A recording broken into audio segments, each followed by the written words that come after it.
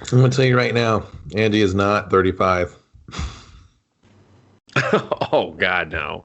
Yeah, no. Oh, yeah. The ages. We're I'm like, hilarious. so you're telling me Samuel Jackson had Chris Rock when he was 16? That's what you're telling me? I'm supposed to believe this. I'm like, okay. Where's his mom?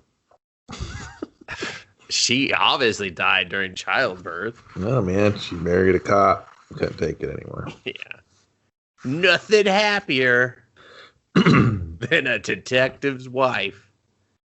Listen, Nothing man. unhappier than the same detective's wife. I was like, this is the best we could come up with, huh, guys? I like this movie in the very beginning. I was like, ooh. And then I was like, this is real schlocky shit. This is good. Yeah. And I was like, oh, we got Buddy. I'll give him a fucking partner he don't want. I was like, yes. I was like, keep going, movie. Don't look back. And I was like, ooh, is this going to be like Training Day? I was like, ooh, no. Chris Rock's being entertaining and he's not selling his jokes. I love it. He's just going. Oh, keep it up, Chris. And he's just jamming out and he's doing. And then he's sharing a scene with Jackson. And I'm like, this is fucking awesome. You only shared like one scene together? What the fuck? Like, what the fuck? Why do you guys not share more scenes? This is great. This is good shit. Do this more. And the movie's like, I was like, all right. Third act, kaboom. All the characters become stupid. Everything just gives up. Everything's like, just do this whole thing. Are you kidding me? I mean, you were on board way longer than I was. No, I mean, the third act is where it just implodes. Midway through the second, I'm like, everyone stop doing cop stuff. Why are they not cops right now? Are you guys like they Chris? Had other things to do. Zeke, take a drink every time and somebody says his fucking name in this movie and you're dead. That's the trap that puts you in. Zeke, hey, Zeke, give me down. Zeke, hey, Zeke, fuck you, Zeke. I was like, Jesus Christ, how many times does that name come up in the script? They were so proud of it. They were like, Zeke. Yeah. Spin off with the Zekester. Yeah, and I was just like, all right. And then I was like, is this going to be him just struggling like to get out of his father's shadow because he did the right thing? And like, of course his father's corrupt. He's like breaking dudes' faces with the doors. And I was like, that's cool. And then if you look in his apartment in the very back, there's an Easter egg. There's like a purple lightsaber hanging on the wall. Don't know if you saw that, but I'll be honest, I didn't really care about his apartment. It was a great apartment. Just like the dad's apartment was fantastic. I was like, this is beautiful. That's what you're telling me. This rough and tough police chief is into trains. Like model trains. I was like, yeah, he could be. I mean, it's something to bond with his kid, and that's about the age. I mean, it's like the 1920s when he was there, so they're older. Yeah, I mean, you know, for playing it towards the movies ages for people. Yeah. Yeah. Let's movie.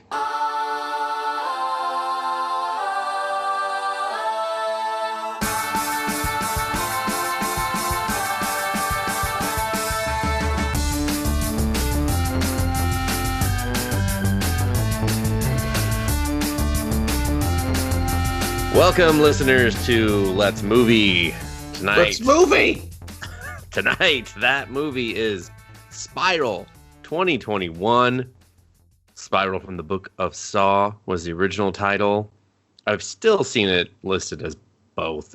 So I don't, it doesn't. I think it is called that, right? It's on the. It says the original title was that, but that they might have dropped. Who cares? Rated R, hour 33 minutes, crime, horror, mystery.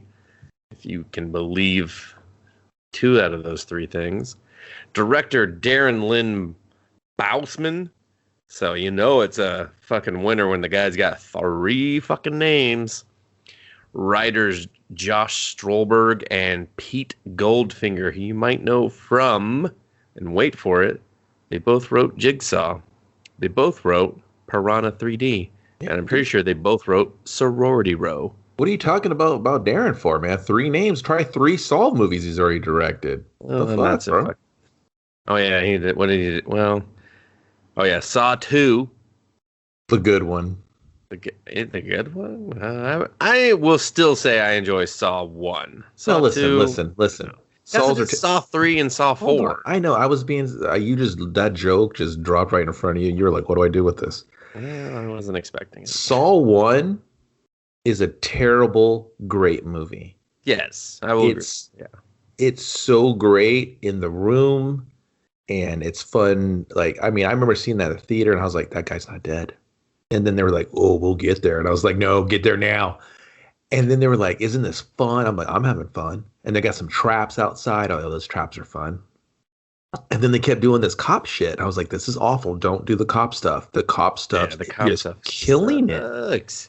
Because whoever's writing this, whoever writes all these Saw movies has no idea how law enforcement works. They're just like, I watched Law and Order once. But that's okay. That's fine, right?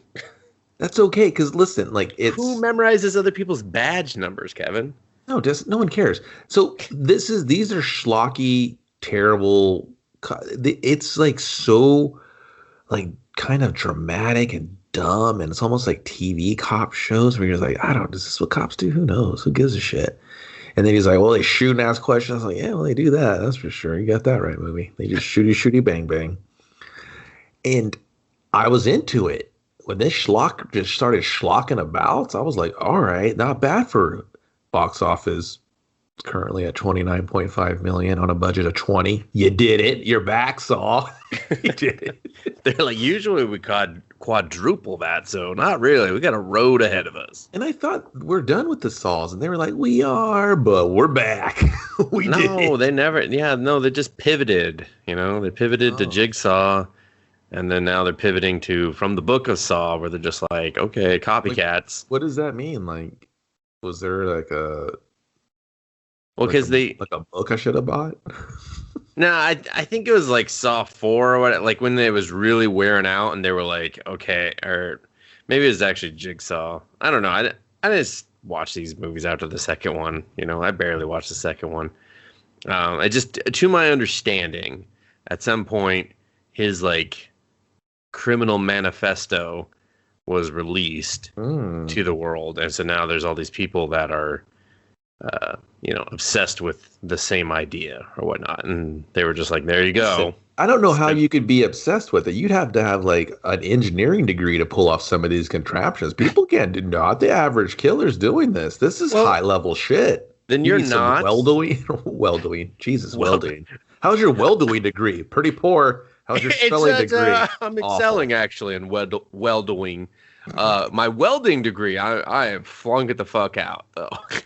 There was Saw 5, Saw 3D, Jigsaw, Just Call Me Saw, Saw If You're Nasty, Mr. Saw meets Mrs. Saw. Saw you in the mall. Saw you later. Oh my God! Like there was a lot of these. Yeah. Anyway, man, I still say the first one is one of the best horse movies I ever saw.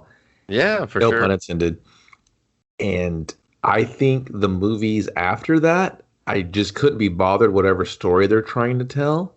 But that's the problem. They were trying to tell like a story. Gimmick. I love the gimmick. I love the traps. And that's the thing, though. I played the Xbox game, Dustin. I was it. That's too much. But it needed to focus more on the gimmick, especially this one. This one had great fucking gimmicks that we only got to spend a moment with. Like just okay. We're done? Oh, okay. Yeah, I mean, fuck me. I definitely didn't want to see more of this. That was intense. Light on gimmicks. Light on the traps. You want to know why I wanted to see this movie, Kevin? I didn't even know what it was when you're like, we're watching this, and I was like, what is this? I've never heard of this. I'm not like a Chris Rock fan, but something about the goatee changed his entire look for me.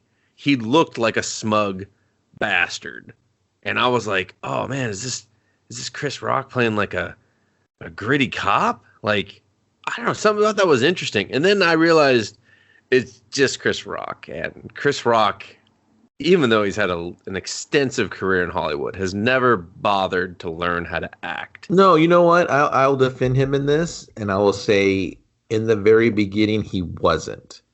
There's a part towards the end of the first act where he keeps just doing a bit, and they're walking through the subway talking about, and I was like, all right, well, he's kind of leaning into it a little too much. But when he's in the car with the Charlie character or the cop, Yeah. with Training Day, he's really leaning into the gimmick of just cutting jokes. And I was like, dude, you're doing some pretty decent, like, ha ha sarcasm, and you weren't selling anything. You said it real angry. Like, I was like, damn, he kind of means that joke. He's saying it's a joke, but AKA I really mean this kind of delivery. And I was like, I like that. It's like this is my life, but also this is my life, you know? Yeah, and he wanted to keep that defensive shield up of like, fuck these other guys. And I mean, we'll get there, but I really love when they started just panning around the room to the other cops. I mean, he's like, damn, dude, this is like a murderous row of scumbags. They're all shot dark, like they're all lit, fucking like evil bastards. Oh yeah, like if you had no trust in the criminal justice system, like it was just like, not here, don't look here, nothing but shadows and injustice. Yeah, I was like, I like. But wait, when we're first introduced to him, Kevin, he's doing that long ass Forrest Gump bit, and I was like, please shut the fuck up. Why are we talking about? Well, you don't know he's a cop. Like, yeah, we'll get into that. But I know that's the worst part, though, is that you're just like, okay, so this is just Chris Rock right now, just unfiltered. Chris Rock was like, so in the Saw universe, Forrest Gump is a movie. Like, great, good to know. I hate that, but that's not where we start, though. We start in whatever state this is supposed to be. Metro, man. This is a metro city. What's your problem? You don't know a metro city when you hear about it? I don't know no fucking metro city. Hey, man, they're metro cops. That's all I heard. I mean, this is filmed in Toronto. 100% according to the credits that I sat through. Every piece of dialogue mentioned the metro. Did you want to say who was in the movie? Oh, Chris Rock. Like, it literally doesn't matter who else is in this movie. Hey, man, we can talk about Samuel L. Jackson. Yeah, Marshawn Nichols. She's gorgeous.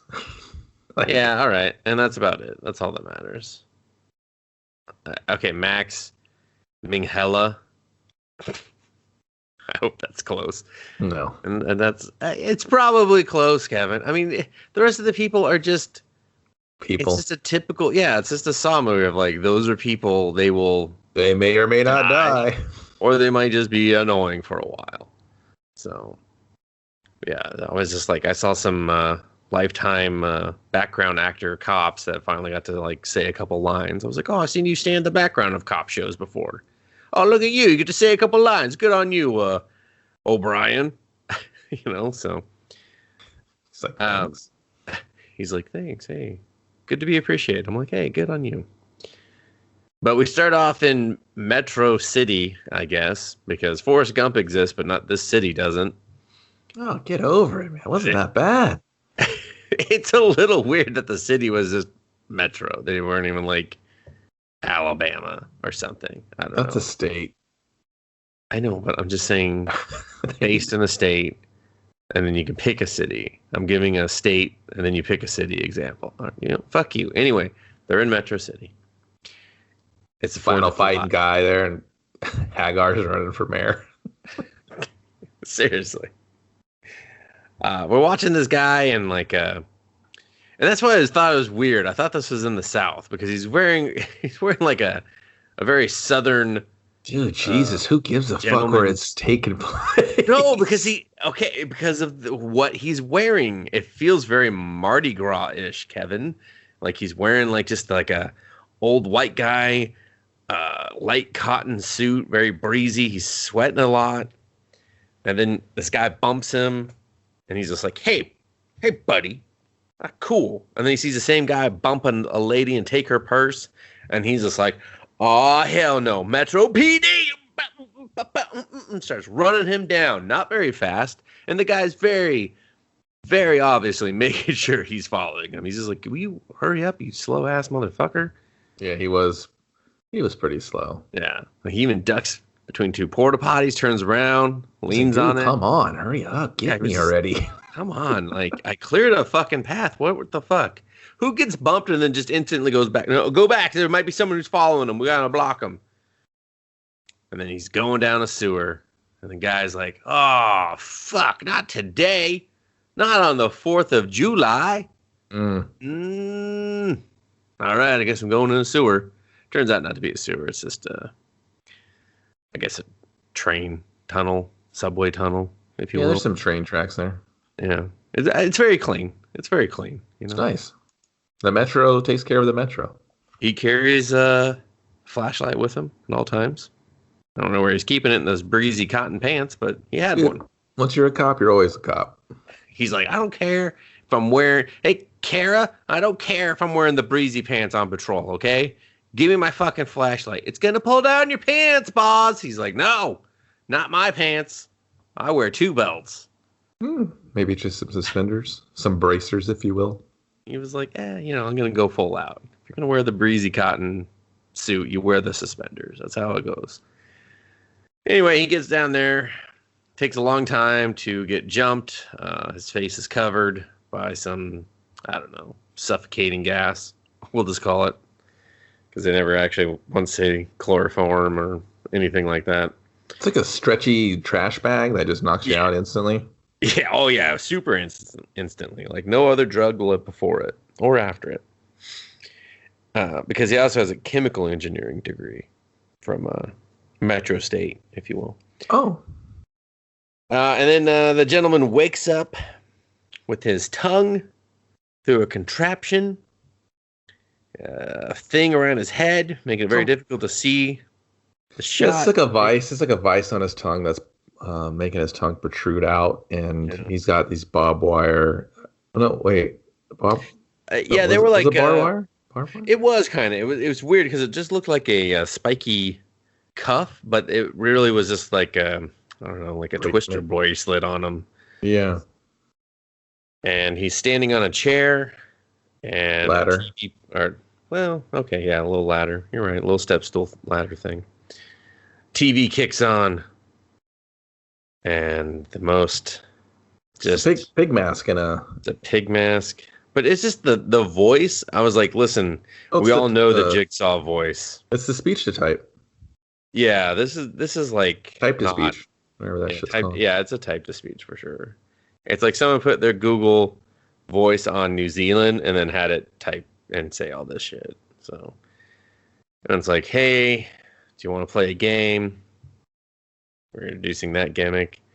And do you want to break down the contraption, Kevin? I thought it was a pretty, like, I liked these. I thought they were well thought out. I wish the rest of the movie was just as well thought out. Yeah, I think to have these ideas and to come up with all these innovative ways to kill someone, to kind of have it story related, to make it pseudo possible, guess, maybe ish, basically believable. I mean, that takes a lot of creativity and ingenuity, and shouts to the prop guys for making this stuff look like real medieval. Here's how I would kill a motherfucker. They're like, all right, you be for the movie, right? I forget the gimmick, or I forget the waka waka line that the pigmask says for him. But it's always like an innuendo to like, or he says parallel with, he's hanging by his tongue because he told so many lies in court that put a bunch of innocent people away, and so he's basically hanging by his tongue. He's shackled with his hands behind his back, and he's trying to balance his weight on this step stool.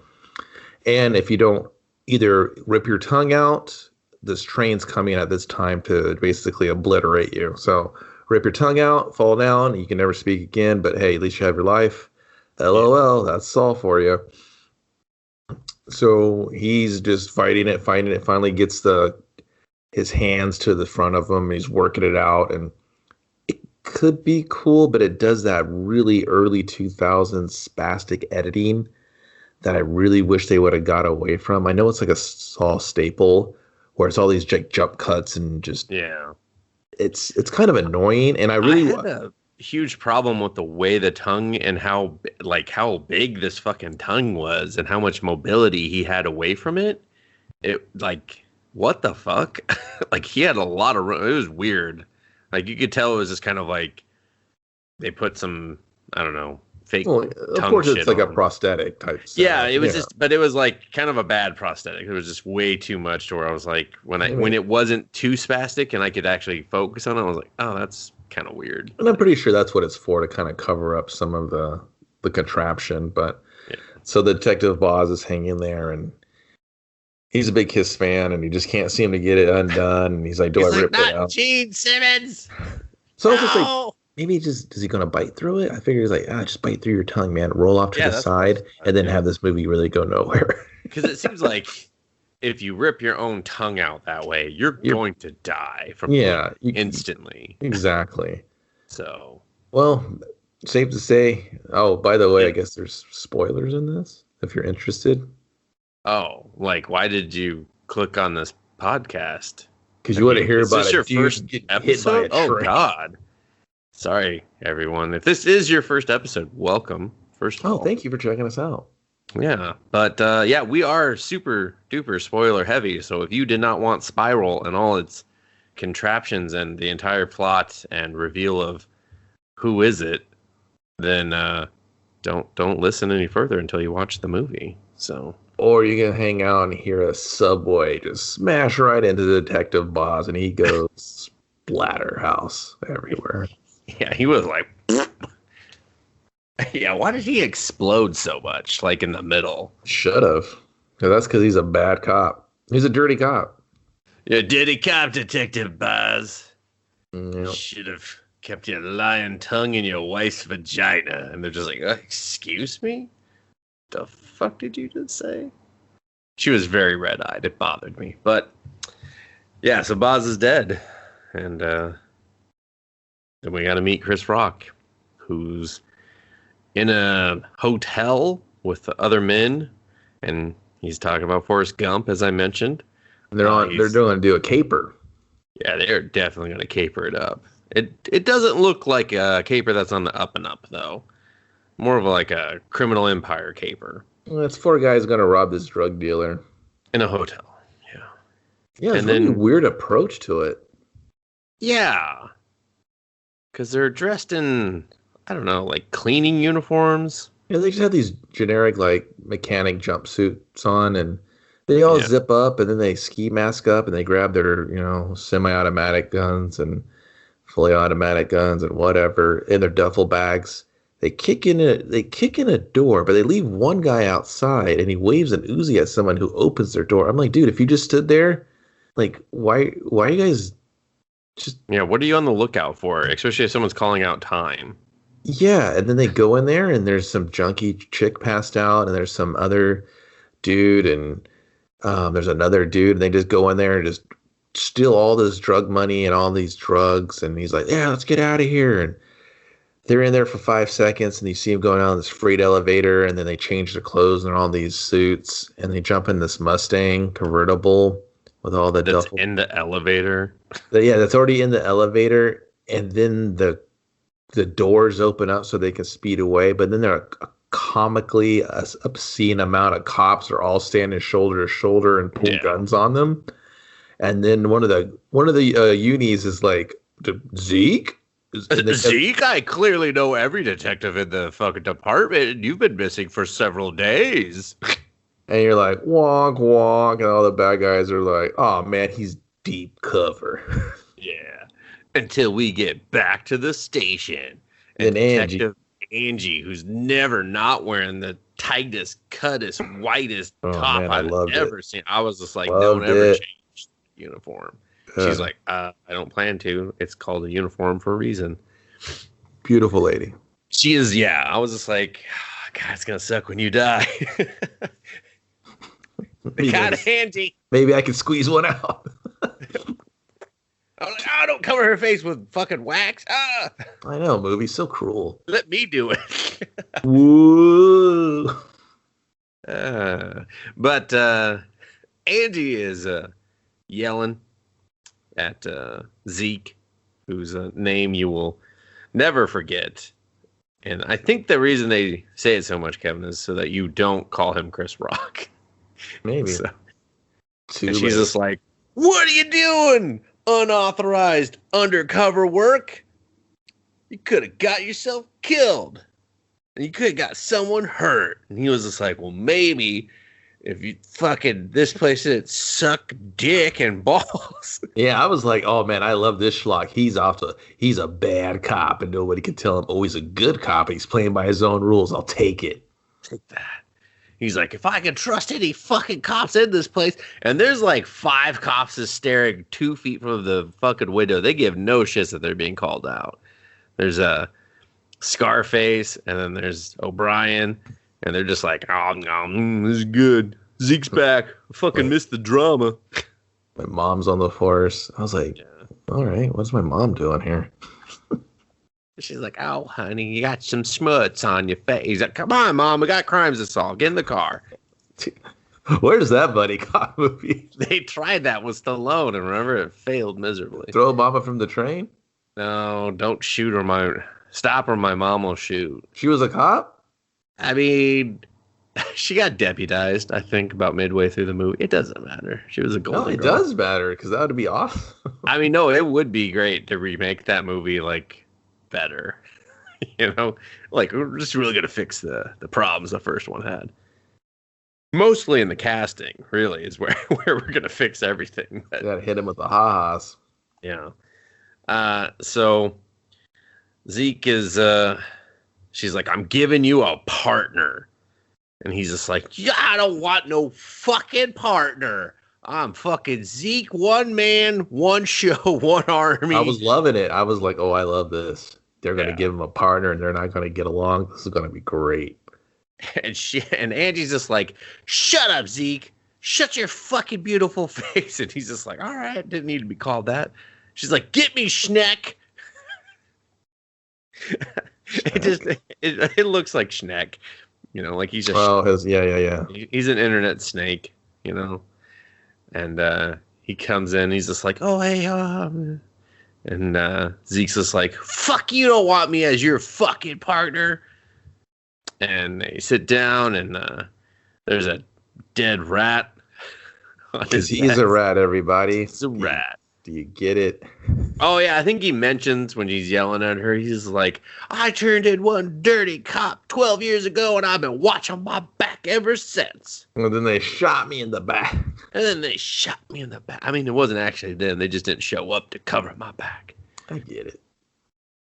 And so he's got a dead rat on his desk. And you know what? I think it would have really helped the movie if we would have just started with that. If you would have just took me back to... Absolutely. Yeah, if you'd have just, like, a quarter of the movie's flashbacks, and I was like, what? Kevin, why did this movie have any flashbacks? Like, yeah, it didn't need to exist. Who was it trying to fool with that shit? Because like, okay, cool. Tonally, like the tonally, if you would have had this kind of schlocky gimmick stuff in the beginning, I'm all in, man. This bad cop, dirty cops. Oh, everybody loves a dirty. I'm fucking all in on this stuff. He's off to give me your badge. They were just doing all the tropes, and I was like, oh man, this might be the best movie ever made. You're out of control, Zeke. He was like, yeah, you're out of control. The whole system's out of control, Angie. Yeah, and I was just like, wow. And then she just throws a leg up on the desk, and he's just like, damn, you beautiful girl. She's like, you can't talk to me like that no more.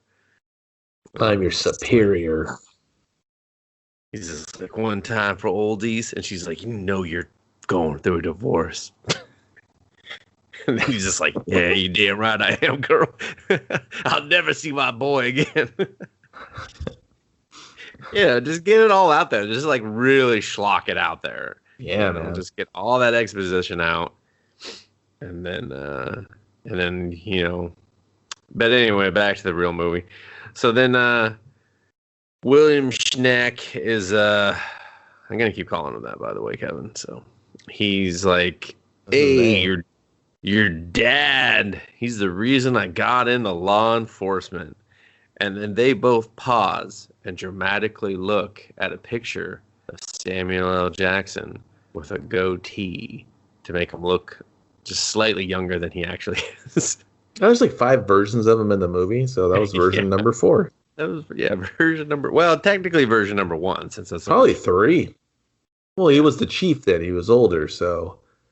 Yeah. And that's when we learned that, Zeke is a a legacy cop in the department.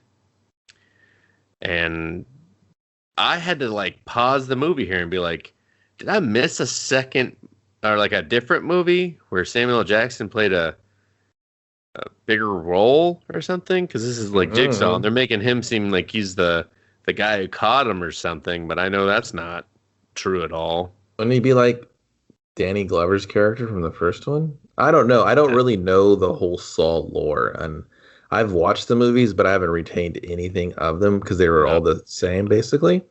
Yeah, that's why I was just like... I just checked out until I saw somebody stick their hand in a toilet full of needles, and I'm like, oh, that's sick. Brutal shit. I got everything. Yeah. Gonorrhea, herpes. It's all in here. And so then, 2 seconds after the introduction, Angie busts back out. Apparently she forgot to tell them something. Dead hobo on the tracks. Get going, Banks. And Schneck. And so he's like, let's go, Rook. Time to Don't bond with me. He's like, okay. I'm about to train your day. Get into his car. What was it, like a Firebird? Some sort of Pontiac, I believe. And he's just like, is this your car? He's like, beats being in a squad car. I was like, shut the fuck up and get in there, Rook. And then he did the weirdest thing, Kevin. He put a picture of his family in another man's car. I didn't understand that at all. I didn't understand that at all. He didn't even ask. He's like, you cool if I put this up here? You just did it. And he was just like, what the fuck is that? He was like, it's my family. This little baby Charlie right here. And like, why wouldn't it be my car? I walked to it and went to the driver's side. Yeah. What are you, dumb? Are you supposed to be a cop? Are we just standing here looking at this, or are we going to take it? Like, have you ever seen any detective shows? They never use a fucking squad car. They always use like a normal car. Or just like a cool car. Or like their own personal car. I mean, like just not a marked car usually. Yeah. This dude is a true rookie because he's doing rookie shit. He should have been like, yeah, I'm going to get married and maybe I'm going to retire. King of the world. I was like, yeah, dude, you're going to die on your first day. But wait a minute. You're playing too dumb. Let's see how this pans out. Too dumb, and there's too many. So that you instantly see the tattoo that says Charlie on the arm, and I was like, "Wow, film! Could you just? Do you want to just zoom in on it at this point?" Like, I was like, "Why are they suddenly showing me that he has a tattoo? Like, really, just like waving it out there, you know?" But he goes into this story about. He's married, just had a new baby. His wife and him are happy. And Chris Rock is like, nothing happier than the wife of a new detective. Nothing unhappier than that same wife 10 years later. It's a big spiel, and I can't really have you sit through it. No, I'm not going to. That was it. He kind of goes on. I mean, that's all you need to know. It's a justified argument. I liked it. It was fine. Yeah, it was fine. He goes on, and this kind of goes on to basically they get to the crime scene. And then it keeps going. And then he gets there, and he's like, hey, if you're going to throw up, walk to the death scene. Well, hey, man, was it supposed to be like around the corner? Supposed to drive the car down to the subway? I mean, Chris Rock was like, oh, how many set changes are we going to do? Like 4? I'm skipping now. Boop, boop, boop, boop. They get there and he's like, hey, don't throw up in the crime scene. I was like, yeah, duh, dude, you are the worst cop, you stupid rookie. He's like, it's my first day. Well, they thought that's not no homeless man. They don't have TVs down here and Fitbits and dental plans and wedding rings and nobody wants to marry a cotton suit absorbing the blood quite potently. Women marry bums, but not in that order. Not that bummy. Usually they turn out to be bums. They don't start as a bum. Maybe they do. Yeah, well, they're like a hidden bum at that point. We're pitching a different movie here that I might want to write one day. So Ninja Wedding Bum. No, the secret life of Bummy McBummerston, and just how all men are actually just secret bums. No, I would just do a secret lives of marrying bums, and you just have all these divorcees, and they're talking about when they first met their husband and how he was nice, good looking, cared about what they said, and then he turned into a bum. He's like, hey buddy, you got a few bucks, and she's just like, honey, this is our living room. Come on, like, cool it with the bum talk. He's like, oh, sorry about that, babe. Got any brewskis? She's like, get the fuck out of here.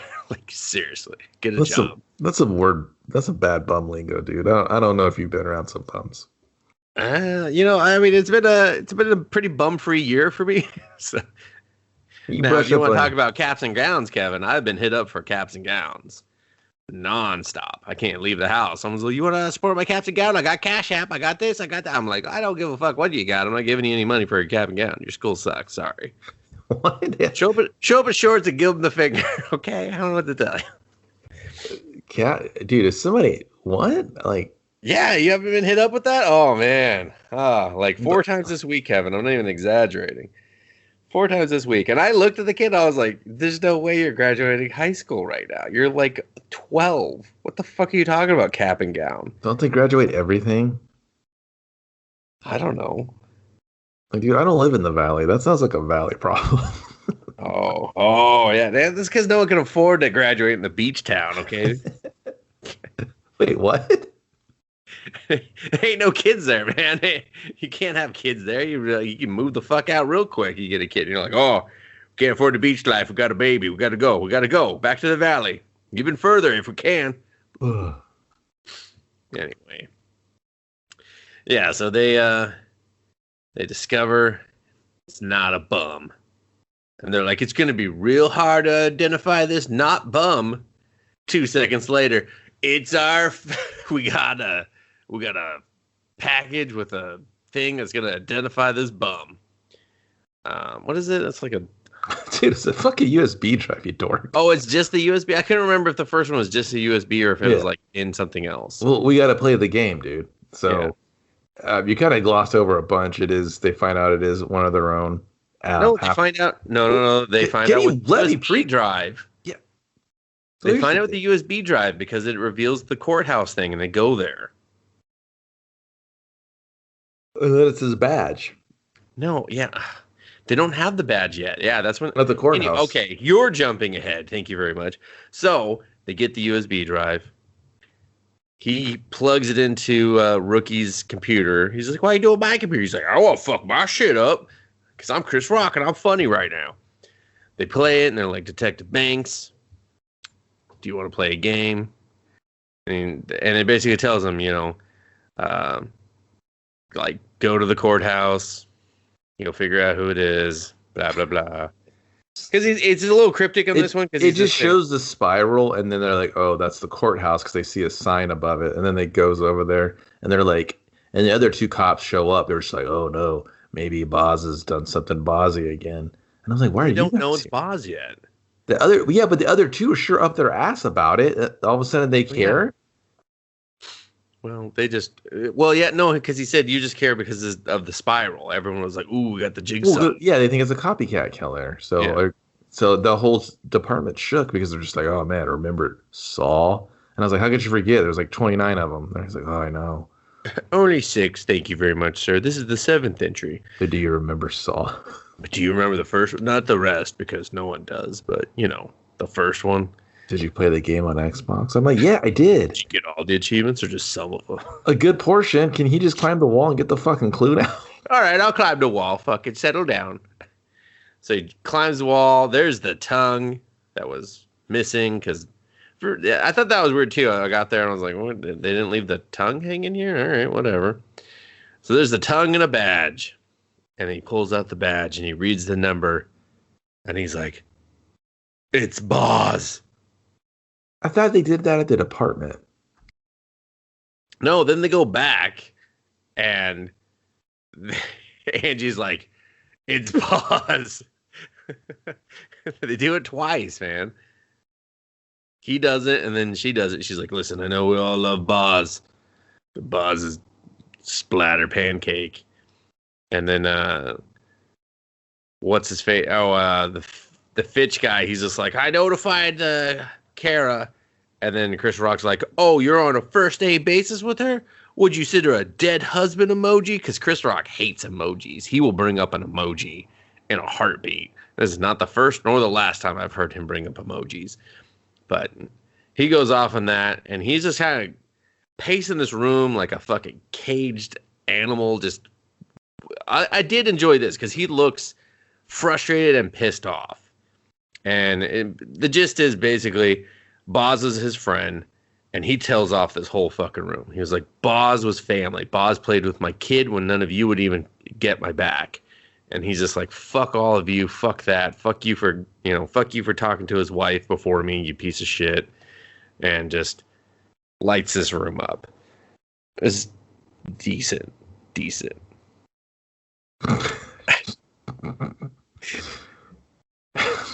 Just decent, man. It was decent. It was decent for what it was. I mean, it's still a bit schlocky. Like, he's not like getting a fucking Oscar. A bit schlocky. It's mega schlocky. Yeah, that's what I'm saying. I was like, it's decent for this movie, you know? Like, it accomplishes the things it sets out to do. So, and then O'Brien gets put in charge of the task force, and that doesn't sit well with Zeke. Zeke was like, we were first on scene. This is our fucking case. And he storms off, and she's like, no, don't. Let's go into the men's room real quick. And then she taps this guy on the shoulder. She's like, zip up and fuck off. And he's just like, yes, ma'am, Captain. I was like, I've never seen urine work like that. But okay. It was funny. It was funny, but like, I was like, what? And he was like, damn, wash your hands. I mean, he added a racial slur in there that I'm not going to add, but I was like, okay. I was like, he just got told to fuck off by the captain. I think you can find another bathroom, but whatever. Dude, you're really breaking the balls in this scene. This scene's funny when he was just like, okay, Captain. like it was just standard fare that the cops would get constantly kicked out of places. I know if it was a comedy, that would be great, Kevin, but you're reading the comedy because it made you laugh, but it's not actually played for comedy. It's not. None of the air quotes comedy that Dustin's leaning into, it's not funny.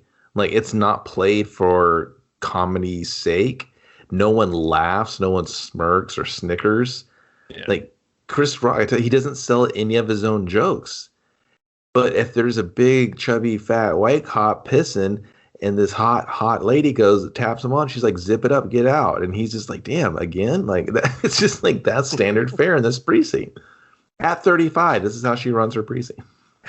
She's like, on a day over 35. Not a day. Woman's a saint. And so they have this, I don't know, pointless conversation. Basically, you're too close to it. Calm down. I know. He was my friend, too. We all cared about him. We all love Boz. It's fun saying Boz. Who doesn't want a Boz in their life? I mean, his first name was Marv. Marv Boz? Come on. It's fucking so stupid. Well, I mean, that was it. Marv Boz. His name was Boz. His name was Boswick, dude. I know, but his first name is Marv. I mean, come on. If they're calling him Boz, you think they're like Marvin Boswick? No, it just says Marv. Dude, Marv Boswick. That's not what that's short for. Hey, man, all I got is the credit in front of me, okay? Listen, come on, man. Marv Boz Boswick. Marv Boz. I mean, come on, man. Marv Boz. Jeez. Anyway. Marv's a good guy.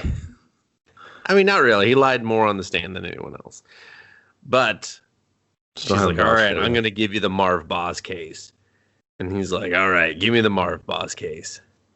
They go back, and she's like, change of plans. I know I just did a whole thing where we're saying, here's the plan. But now there's a change of plans. You got a problem, Maxwell? You got a problem about that? No problems here, Chief. No, that's later. Because first, then she's like, all right, Zeke, you have the room. And he starts listing off what they're supposed to do, even though I'm pretty sure he doesn't know what to do because he kind of taps out after about 2 suggestions. Well, one guy's ordering a pizza when he's talking. Oh, yeah. One guy gets on the pizza. Fitch turns his back completely, starts just farting into the room. Dude, other dude's on. He's playing PUBG Mobile. Yeah, he's just like, fucking winner, chicken dinner. I got that cheat thing. And then she's just like, hey, motherfuckers. Show some fucking respect. Boz was one of ours. Don't be a bunch of fucking dicks and zippers, because I'm about to zip it up. And they're like, whoa, damn, Chiefs is on a fucking rager again. Yeah, Chiefs on a rager. And then everyone's just like, all right, cool, we're good. Let's do it for Marv Boz. And then Rook is like, hey, man, what are we doing? He's just like, get a suit. We're going to pay our respects. Not like really for you, though, because you're going to be stonewalled out of this whole fucking scene. You're going to play with the kids on the porch with their bullshit toys. Yeah, that came out of nowhere because they weren't even anyone's kids that lived there. They were just kids that were just like, hey, white guy, why are you on that step? And he was like, well, let me tell you a story. I'm half Italian. Yeah, I'm half Italian. I don't think they like it when you call them that. What, kids? Oh. Yeah. So they go over to Boz's house, and he pays his respects to Kara, and then his ex-wife is there, and they trade some barbs, back and forth of like, you're the reason our marriage ended. No, you are. And he's just like, where's my fucking son? And they were like, we didn't cast him, so you don't get to see him. Damn. And then that's the worst. Yeah, that's the worst. They were like, nah, we ain't doing it. And then Rook tries to introduce himself, and Chris Rock very convincingly slams the door on him, like not in his face, but on him. And then I wonder if this scene even needed to exist. Definitely did not. I mean, other than to explain an iPad they were willing to part with. You could have just told me. You could have been like, hey, I'm going to go by and pick up a couple of things to kind of help us bust this case wide open. I'd been like, I believe it. Can I have one of the office's iPads for the day? And they're like, sure, Zeke, anything for you. I just would have nodded and been like, I believe this movie. You don't have to take me there. They're like, no, show it. Yeah. Don't. I was like, no, it's okay just to tell me. Every step of the way, we're going to show you and tell you what we did. We're going to show it to you, then we're going to tell you what There's a lot in this movie. You could have cut out like another 15 minutes, I think, of just... Oh, easily. But then the movie's only an hour and 15 minutes long, Kevin. And that's I'm okay with short. that. We've been watching 2-hour movies like way too much. I'm just like fucking exhausted. I will stop right here and say the one positive thing I can give this movie is that it held my attention the entire time, and I did not fall asleep. And I'll one up that and say, yeah, I was not bored. Yeah. I mean, I was not entertained in the right ways, but I wasn't. It's very easy to watch. It goes by very quickly. Yeah, cool. Yeah. I'll give it that. I'll give it those pluses. But yeah, we have this pointless conversation with the wife. Her eyes are beyond bloodshot. Like, I don't know what they did to this woman right before filming, but she was smoking that sunny Chiba. Oh, okay. I thought you were gonna say Sunny Chung Lee, and I was like, oh, is that a weird new strand where they were like, what, dude? We like, oh, yeah, whatever, man. Fucking lame. Fuck you, man. You said it. Whatever, cop. Fucking darky rat. And so he asks her pointless questions, and then he comes back out with the Rook. An iPad. Yeah, and an iPad. And they're just like, you'll see this iPad in a bucket for drugs. Yeah. And I think he goes home, and this is his scene with his dad, right? After this? Yeah. Yeah. Goes home, his dad's he sees the door to his apartment open, because I guess when you just visit your family members, you just leave their fucking door open, especially when they're cops with guns. It's called tension. Dustin, maybe you heard of it. Like, who are they fooling? Like, someone who's never seen a movie before, then like, oh shit, the door's open. I bet the pig-faced Jigsaw's in there. They're gonna get him now. I bet Sam Jackson's lying in wake to talk about, dad stuff. Sam, I'm always sitting down, Jackson. Yeah. He's there. They talk. He's just like, I could have killed you. And he's just like, I could have killed you. And then Sam Jackson has fucking Dirty Harry Magnum pointed at him. And I was like, I guess these two assholes just run around with guns drawn on each other. Dude, I would. That's why they have a strained relationship. Oh, that would do it. Yeah. And yeah, it's weird. It's a weird conversation. It's like they're having two completely different conversations. Dude, I loved it. I thought it was great. I wanted more scenes with them bullshitting like this. Yeah, so, I mean, the gist is Chris Rock throws shade at Sam Jackson, and then Sam Jackson is just like, what the fuck, man? Like, get over yourself. You want me to buy you food? I need to buy you food? He's like, this case isn't about you. You always make everything about you. Foreshadowing. He's like, this is about solving the case. You need to fucking do that. You're the lead. Do it, you know? And he's just like, come by. I'll buy you food. Because, Chris Rock makes some comment about like how he gave him a what's up head nod even though they're family. And he's just like...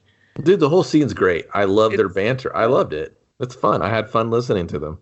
It's a different movie just for that little moment when they're together. It's not this movie. It's a different movie.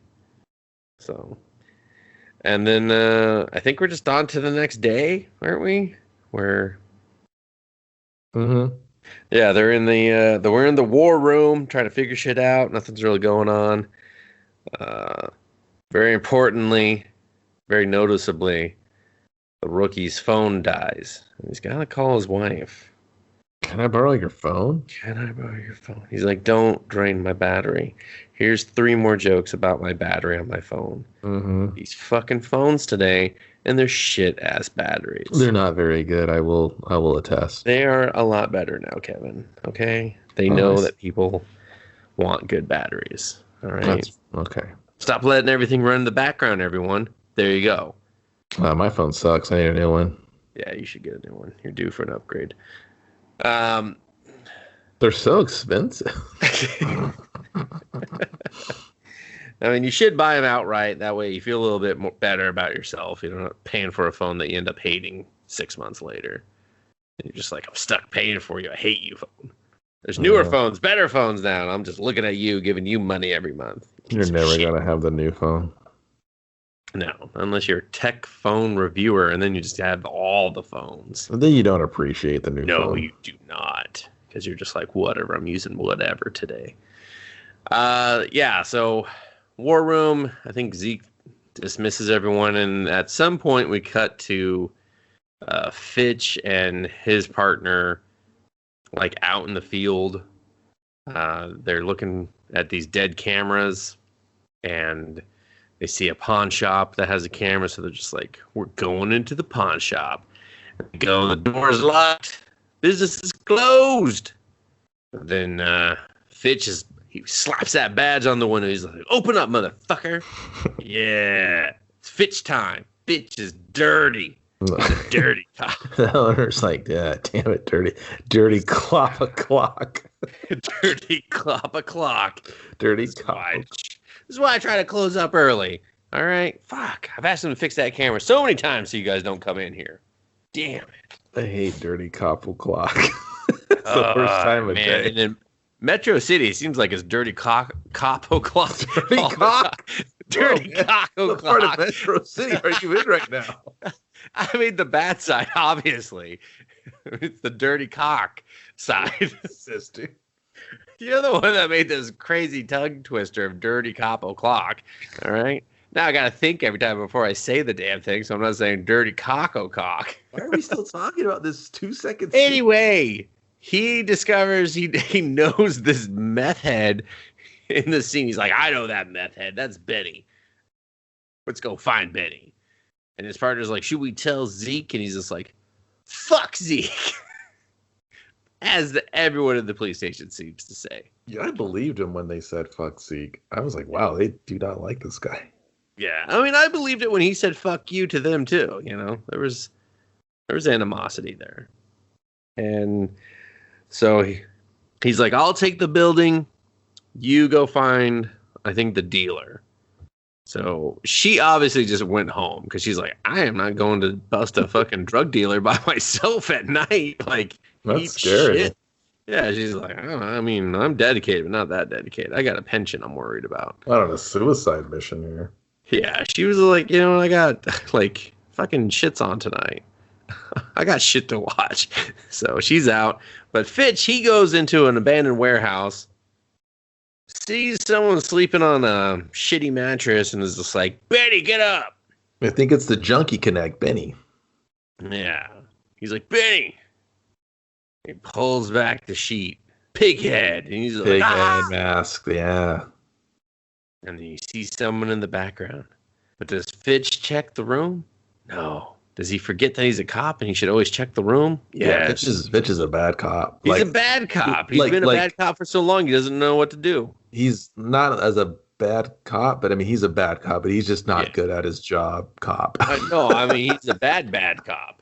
He's a bad cop and he's bad at his job. He's a bad employee for the city. And he's like, if you saw him performing in public, you'd be like, I need a badge number so that you can get fired, please. Like, I'm not paying for this anymore. This is bad. He's like, Yelp, I'm a bad cop. His Yelp reviews for being a cop are pretty low. Yeah. Was stuck in the bathroom for 3 hours. Like, lost his gun in the toilet. Wait, this is actually a funny idea. If Yelp reviews for cops or a bad cop? Yeah. You're off the team, Houlihan. Why? Have you seen your reviews? You lost your fucking gun in the toilet. You lost your gun at a daycare. You lost your badge to a seagull. Hey, that seagull was rough and tough. Number 1, how many guns do you have? Number 3, stop losing everyone's badge. Well, I can't find mine sometimes. Because you lose them, Houlihan. It's like, well, what am I supposed to do? People won't know I'm a cop if I don't have a badge.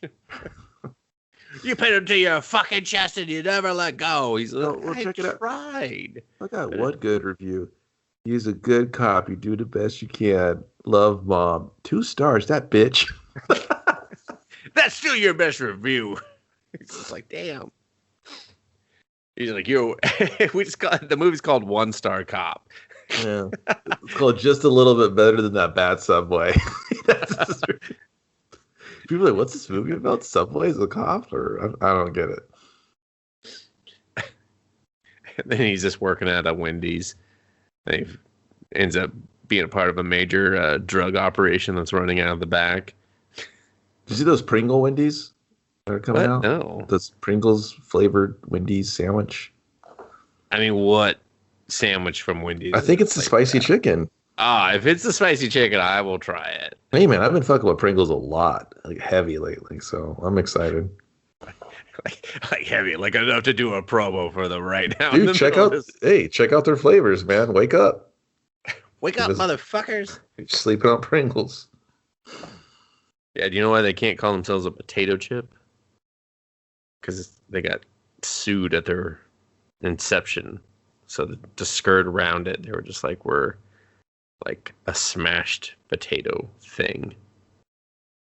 It's really dumb. You're just like, man, they really had it out for Pringles. Look it up. People are excited to hear about flavors, and you brought that up? Yeah, the history of why they have to come in a can and shit. Yeah, Kevin, sorry. Because they're potato flakes. Everything. No one cares. Yeah, they're potato flakes. People are like, keep the flavors popping, Pringles. You heard?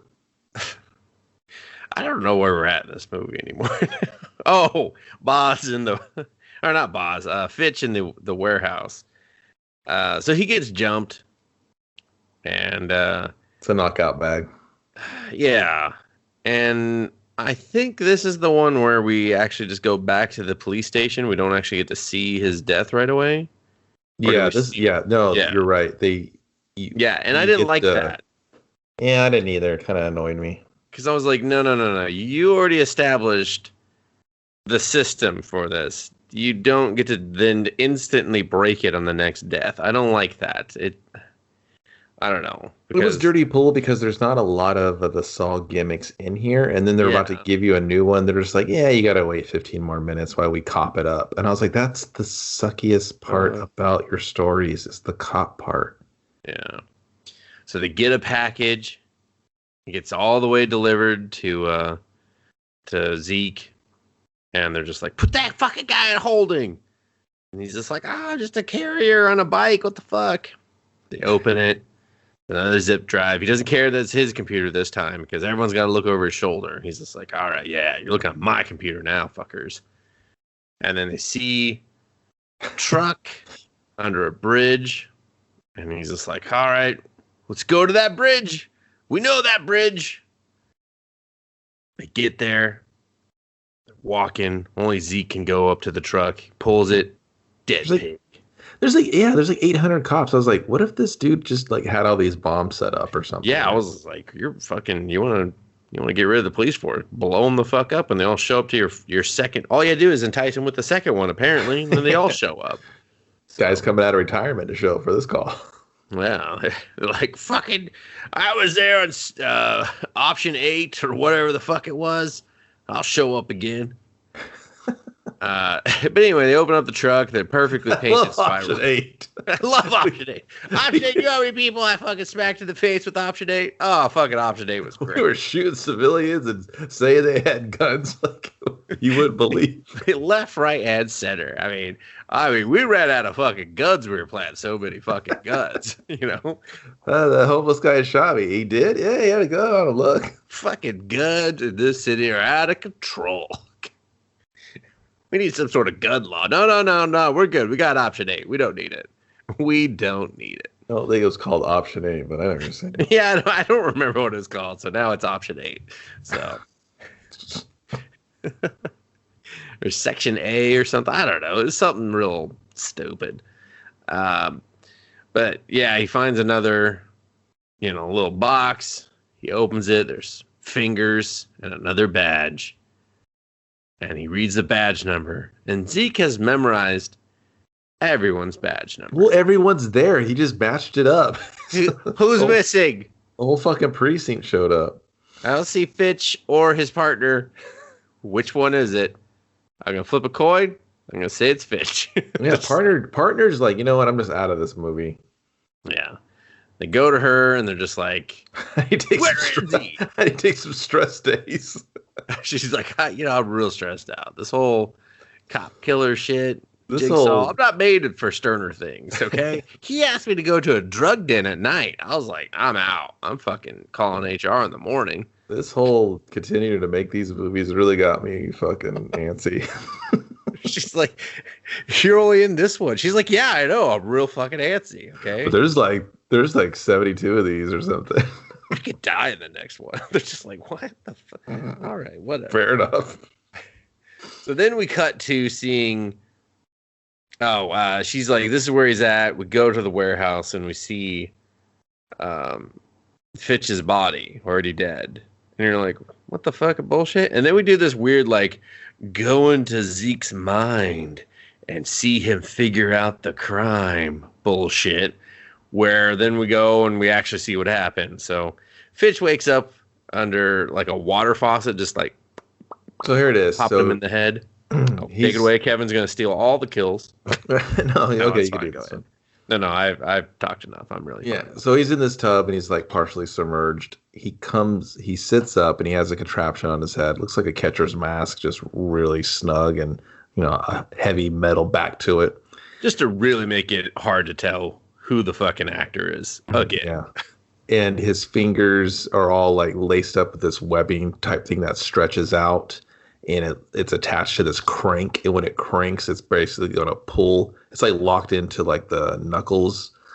So that crank gets cranked and then his fingers go pop.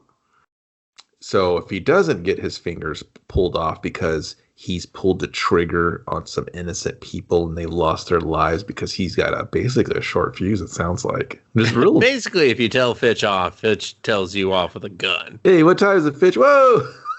Hey, fuck the police. I heard him say fuck. I don't even need the police part. I just started shooting.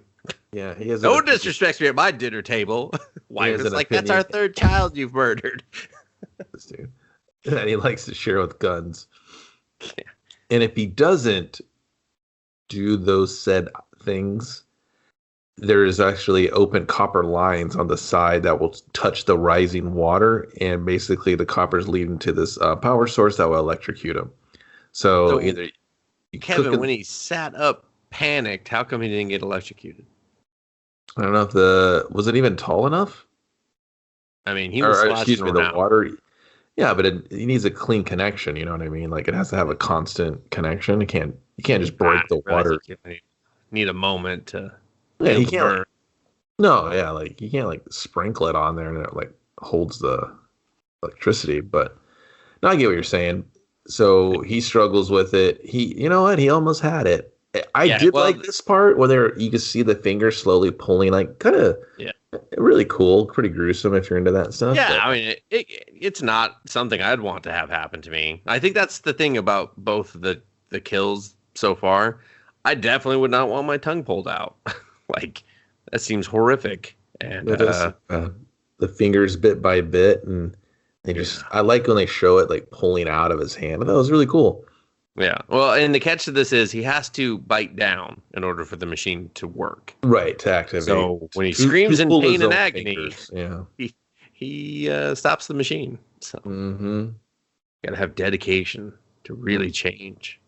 And they get a good tug on there, but he doesn't make the cut, and he gets electrocuted, and he falls back, and he's like, "Fucking bullshit." And he's just like, "Fuck, I was so close." Just like the other guy was so close. It's always like. This isn't like the other Saw movies, and it's completely 100% rigged against us because there's no way we wouldn't die from bleeding afterwards. No possible way. So then Zeke pops back out. He's put it together. He's figured out how he died. He goes over to Fitch's partner and is like, "What else were you fucking working on?" She's like, "Listen, man, I am stress days out of here, okay? But we were going to visit this drug dealer." And then, the most pointless scene in this movie, they go visit that drug dealer. And they're just staring at this alleyway, and Chris Rock makes a Wire reference. He makes a New Jack City joke, dude. I was getting there, too, and then he follows it up with a New Jack City joke, which I was like, okay, touche. So you're saying there's an actor version of yourself in the Saw universe because you were in New Jack City. So that was some real Inception shit. Oh yeah, for sure. And so he's like, "All right, we're gonna go up there. We're gonna play loosey goosey right here." And he's like, "Lower down the bucket. I got an iPad. I'm gonna put an iPad." The guy's like, "Come back when you got fucking money." He's like, "I got this thing." And then the guy pulls up the bucket. And an ink pad or ink, like a bank ink thing goes off in his ink pack. There we go. Goes off in his face, and Chris Rock is like, Zeke is like, "We got 10 seconds." And they start going through this fucking building, pushing through everyone. He runs into a dog, and that takes at least 8 seconds of him being like, "Put your fucking dog away!" Where he's gonna shoot the dog, and the new guy's like, "Don't shoot the dog! Don't shoot the dog! Shit, you're my hero! Don't do it!" And when they get to the door, and the guy just starts shooting blindly through the door, not a care in the world. We're just drugged in. I thought he was gonna and they kind of look in there. They look at each other like, "Yeah," and I was like, "What?"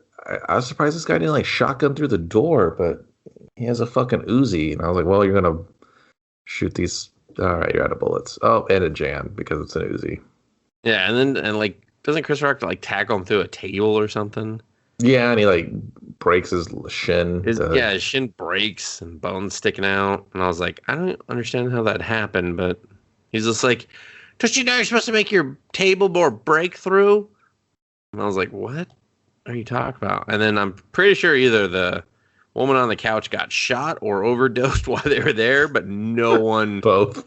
Yeah. like Rook is just like, she seems fine. Just take a long nap. I think he checked her to make sure like she didn't get up to jack him from behind. But yeah. Yeah. He did it. He definitely did a like, "You okay? You okay? Yeah, you're fine." Mm-hmm. So, and then they talk to this guy, and you're like, why the fuck are we talking to this guy? Because they're looking for homeless Jimmy. And he's like, "That fucking guy, he's my best customer, and everyone knows it." And I was like, man, everyone knows this meth. And I was like, well, and then Chris Rock's like, "Well, meth mouth wouldn't be able to put these contraptions together. Let's go get ramen." Yeah. And he's just like, Well, we know that Benny's dead because you don't quit meth. Meth quits you.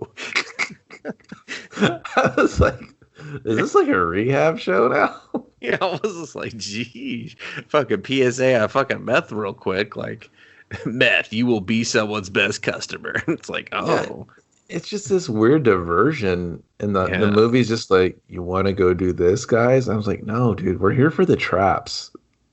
Well, I am now because I know it's a Saw movie. I didn't know what I was watching. I didn't know in the beginning, but now I do. So, and and that's like it. And then Chris Rock goes home. His dad is not there. I think we missed a dinner scene at some point. Then he goes into his dad's apartment again. No, because he brought him to the dinner. He's like, Dad, I'm home with the food, but Dad's not there. Because before then, Charlie was like, hey, man, I got some clues. And he was like, hey, I'm going to spend dinner with my dad. This was like before then. Oh, yeah. And then the whole baby thing. Yeah, I missed that along the way. Yeah, and then, he brought his dad food. And so this is the second night he's going in to check on his dad. And he's like, hey, Dad, where are you? Like, the food I brought you last night is still here on the same counter I left it at, kind of thing. And he's like looking around, and there's like stuff laid out, like some, I don't know, some electronic stuff that we're never going to zoom in on or be able to tell what it is. We'll just call those giant red herrings, because I was like, who the fuck are you trying to fool with this shit? But he just does a lot of sitting on the couch looking at that, picture of him and his pop when he was a child. Remember when you were 22 and captain of the force, and I was just shy of 17. Just like, well, here's a picture of us, and then after he does some zoning out, just on to the next day. And I think, doesn't he go to see his the guy he turned in at this point or something? Oh, his old partner. He gets another. Oh no, I'm sorry. They do have to see this part first. Yeah, I think they get another box or something. I don't remember. Now. Well, there's also a bunch of clues or red herrings being laid out. Like you see on the video of the car, there was like a pig fell out, and then there was a box in there, and that's when we got what's his nuts badge before they ripped his fingers off. His fingers were in the box. And then in the video, there was a puppet cop on a string with a gun. And you're like, oh, cool. This is elaborate. This is a lot. Yeah, and the clues are kind of, I don't know, a little on the nose at times. Like not. They're like he was like, listen, I'm a fucking mechanical engineer. I can't do nursery rhyme shit. Okay. Dude, they're all on the nose, like every single one of them, and that's where. My problem with them, well, I mean, I'm taking the movie for what it is. I know it's going to be a silly, like, it's a Saw movie, right? Yeah. Like at the end of the day, but it's doing the bad parts of the Saw. It's doing the cop parts, or that's the most uninteresting parts. But you're kind of like, well, maybe it's going to be super smart because it's going to be so focused on, like the quote, the mystery, right? And it was just like really just, hey man, if you just say literally the clue 3 times, you're gonna figure it out. Just say it out loud. You'll be like, oh, I got it. Bum diaper. It's in a bum's diaper. Exactly. Like, oh, brilliant! You fucking figured it out. That diaper sure is bumming me out. That's the bum on 32nd that wears the diaper. Let's go. Let's go. Fucking option A to him. Yeah. So, and I think this is the one where you see the Charlie tattoo. I'm really get under your skin, detective. No, that's not it. No, because we have to meet his former partner first, because he's still there with him. Oh, that's right. You go to the church because So because at one point Rook is like, I don't know, man. This seems to have a lot to do with you. I know your dad said don't take it personally, but I think you should. And at some point, we see Samuel L. Jackson go to some like warehouse on his own, which is another just like red herring. And then because anytime you're in a warehouse, you're doing Saul stuff. Yeah, exactly. But then so Zeke goes to see the guy he turned in, the former cop he turned in, who's like running some, I don't know, AA shit now. And that guy like tells him off. They're still not friends. Yeah. Spoiler. Spoiler, the guy that Zeke still catches a ton of flack for turning in still doesn't like him, you know? Yeah. And then we flash back to see the scene of like what happened. And the guy basically, he just option ate him. He fucking shot a witness who saw a cop abuse his power with another option 8. And then he just throws the gun down.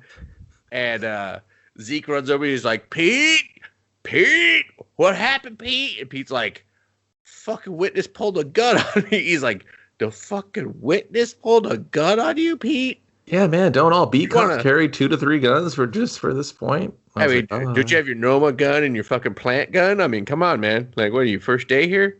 Jeez. Rookie. Fucking Zeke, I thought your dad was a cop, man. You know? Mm-hmm. But he's just like, the witness pulled a gun on you.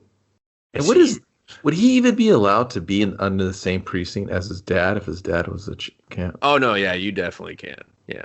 They do that shit all the time. There's 0 HR rules about that. So, yeah. No, it's a wild, wild west in the police station, Kevin. Didn't you know that?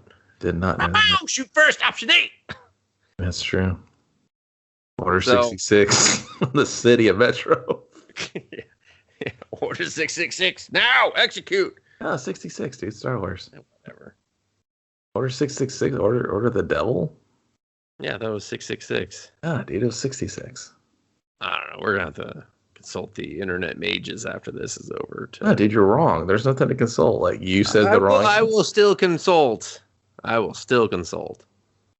Anyway. So, we get that flashback. They tell Pete off. They leave. And then Zeke has another, like, where are you, Dad? Freak out type moment, I think.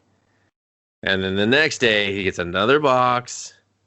As he's calling Rookie, he's like, Rookie, it's 9:30. Where the fuck are you? Why aren't you here? Gets another box that says, am I getting under your skin, detective? You find another flash drive. And then he sees the Charlie tattoo. Yeah, dude, Order 66, also known as the Clone Protocol. 66 is the top secret order identifying all Jedi as traitors. All right, fine. Whatever. Metro's full of Jedi. These clone troopers are taking them down. Anyway, so there's a can of, or like a little thing of paint for trains. And Zeke's like, I know where the fucker is. And it's a butcher shop with pigs. And it used to be, and this is going to blow everyone's mind. It used to be a train hobby shop. Somehow they turned it into a butcher shop with like a huge back warehouse for butchering. I'm going to say that's why your train hobby shop went out. It had too much space and sold trains and train paint. Maybe they bought the building next door. They were like, buy the one in the back too. We're a fucking butcher shop. I mean, these are going out of business too, but whatever. You know, Metro City, thriving. Until this guy got skinned alive in the back. Yeah, they really didn't show the corpse. I'm like, dude, we did in Predator. Why can't you show it now? This is a horror movie. Show me the body. You kind of show me the body? They kind of show it. Well, and they don't. And then again, so they've already broken their own system once, and then they break it again by not showing us the kill at all. Like, they just... by relieving this scene, Zeke has got to go pay his respects to Rookie's wife. He's like, I gotta go. Yeah, there's some weird things. Like, in some of the weird flashbacks, like you see the scene where Zeke gets shot and nobody backs him up.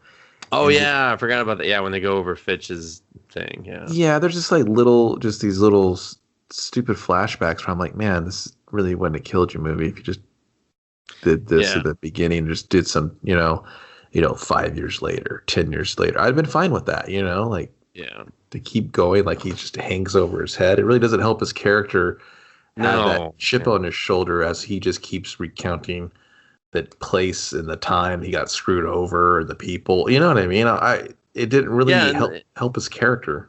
Yeah, and the weird thing about the Fitch one is it's almost just there to explain the face scar, because basically Fitch doesn't show up to give Zeke backup. Zeke gets shot, and then Dad Jackson shows up, and he's just like, and then Fitch kind of looks away like, oh, I'm gonna get in trouble, and then he just fucking pistol whips him and starts beating his fucking ass because he's like option 8 works on cops too. Yeah, and I was like, man, is there like infernal affairs or like what happened? You can just do whatever you want. Pretty sure he just infernal affair him out of the fucking picture, Kevin. You know? Yeah, it's really, I don't know, like the whole movie, Zeke he's just angry. Yeah, and it's like he doesn't talk to anybody about it. He's just like bitter. But I'm like, dude, request a transfer. Like, yeah, you don't really have that relationship with your dad. It's not like he's just like, you know what, man, I'm gonna see it through. Metro's my hometown. I'm gonna do my best to change it. I don't care if there's these psycho copycat guys. You know, Jigsaw got killed and ran out of the city once. We'll do it again. You know what I mean? Like, I don't know what his motivation is to do really anything, to exist. He's just a bitter old. Well, we don't even know if Jigsaw happened in the same city, you know? Like, yeah, no, there's no correlation unless there's like something a super fan noticed that I didn't. But to the viewer of this narrative, I don't know what he's doing. You know, like that's the only reason I like the schlock beginning, because Angie's barking all these like cop tropes at him from the 80s of like, you're out of control, you're a fucking one-man show, you're gonna get yourself killed, you got no backup, you don't need a partner. I'm like, okay, yeah, I get it, because he's a gimmick of that old archetype and not really a character, because he's not like, man, you know, I lost my mom to this stuff and my dad, and all he cared about was being a fucking cop, but I'm going to be a cop and I'm going to do it right. I'm going to have that balance. I'm going to have that control, you know, or something, anything. Yeah. No, they were just like, we have no time for that. That, and Kevin, if he was partners with someone who was, you know, doing, I think it was like Article 8 or something. But it's Article 8, yeah. Yeah. Like, wouldn't he also know about Article 8? Like, he's working at the same time as him. And that's another thing. Yeah, wouldn't you know about that? No. Yeah. And I get it. Your dad's the chief of police and you served underneath him. Wouldn't you know he's an insane, crazy, maniacal piece of shit? Yeah. Like, would you just sleep on that factor? Or would you? There was not even the whole thing. There was not that struggle. If he was just like, you know what? My dad, dude, I wanted to respect him, but I didn't know him when I worked underneath him. And I knew him as, you know, my father, you know, painting trains and shit. But when I served underneath him, he was a different person. He was, like tyrannical. How would you not know that he was covering up for all these other cops? And then unless you're the worst cop on the planet. Yeah, but then you turned into the other cop, you know. Exactly. And you had to, like, it doesn't make any sense. There's a huge disconnect of like logic. Right? Yeah, there's no logic. Even like even a fucking crossing guard would be able to figure this out. And unless he had that, your dad's corrupt, Zeke. He's just like, shut your mouth, crossing guard. That's my old man. If he would have had that whole, like, you know, I don't want to give up my dad, so I'm going to look the other way because I love him. And hey, Dad, you've gone too far. I got to say something. My one blind spot of like, I can't stop his corruption, but I can stop everyone else's corruption from him or something. You know, yes, I'd have been like, all right, man, like. And then, you know, you got to pay the piper at the end. It's the judgment day for your dad and what he let happen. And are you going to hold him to it now, you know, because it's backed you into a corner. Now you got to like face his horrible ways, you know? Yeah. This movie was like, nah, we're good. We're going to just keep pressing through because Zeke's on his. Yeah, it could have done that and did whatever it did what it really did as well, I think. Yeah. So Zeke is on his way to, tell Rookie's grieving widow that he's dead, and gets a call that a cop's been attacked, and that's a little more important. And so a man in a pig mask has attacked a cop, and he's just like, "Why'd he attack you?" And he's just like, "I don't know, man. Fucking pigs are crazy." It's just like, just before this, that he had gotten the large package at the station. And one of the clues after the paint and stuff. It was one of the riddles of like, you know, am I getting under your skin? Maybe I'll just come for your head. Yeah, if you're not paying attention, I'll come for your head. And then he's just like, Angie's the head of the police department. I bet it's her. Oh no, Angie. Yeah, and you're just like, dude, are you guys stupid? Yeah, and then he from his phone says, check out cold case, blah blah blah. And you're just like, that's not him texting. Uh-oh. And then she's like, all right, I'm going to turn my phone off, possibly smash it. And I'm going to go into a place that you don't have to sign anything out because there's no, like, checkout system. No one's at the cold case locker at all. But we have it in a fucking safe. Yeah, I'm going to go here where, like, I was just like, what's happening now? Yeah. And when he knows that it could be her, he calls the police. Like, nobody on the force has a phone. Does he not have their phone numbers? I'd be like, hey. Yeah. And the excuse they used, though, was that, well, a cop got attacked. And I was like, yo. And so, like, what, the whole city fucking called? Is he doing okay? Is there going to be more cop attacks? Like, yeah, there's stories where cops get shot. And do you think, though, like, there's like 800 cops working here. Can somebody basically go talk to Angie? Because someone don't answer their fucking phone. I mean, you're answering other characters. So like, yeah, fucking dumb. And then the movie's just like in my heart of hearts, I feel like the movie is trying to be clever in the beginning, and I think it's covered in tropes. So I kind of give it a pass. And then it just starts unraveling at like a breakneck speed. I'm like, wow, these smart characters are not smart in the least bit at all. Yeah. Well, I mean, they spend all their time being bad cops and bad at their jobs. They don't really know how to do their job now. And you kind of pray for the traps to show up. Like, just get rid of these characters, please.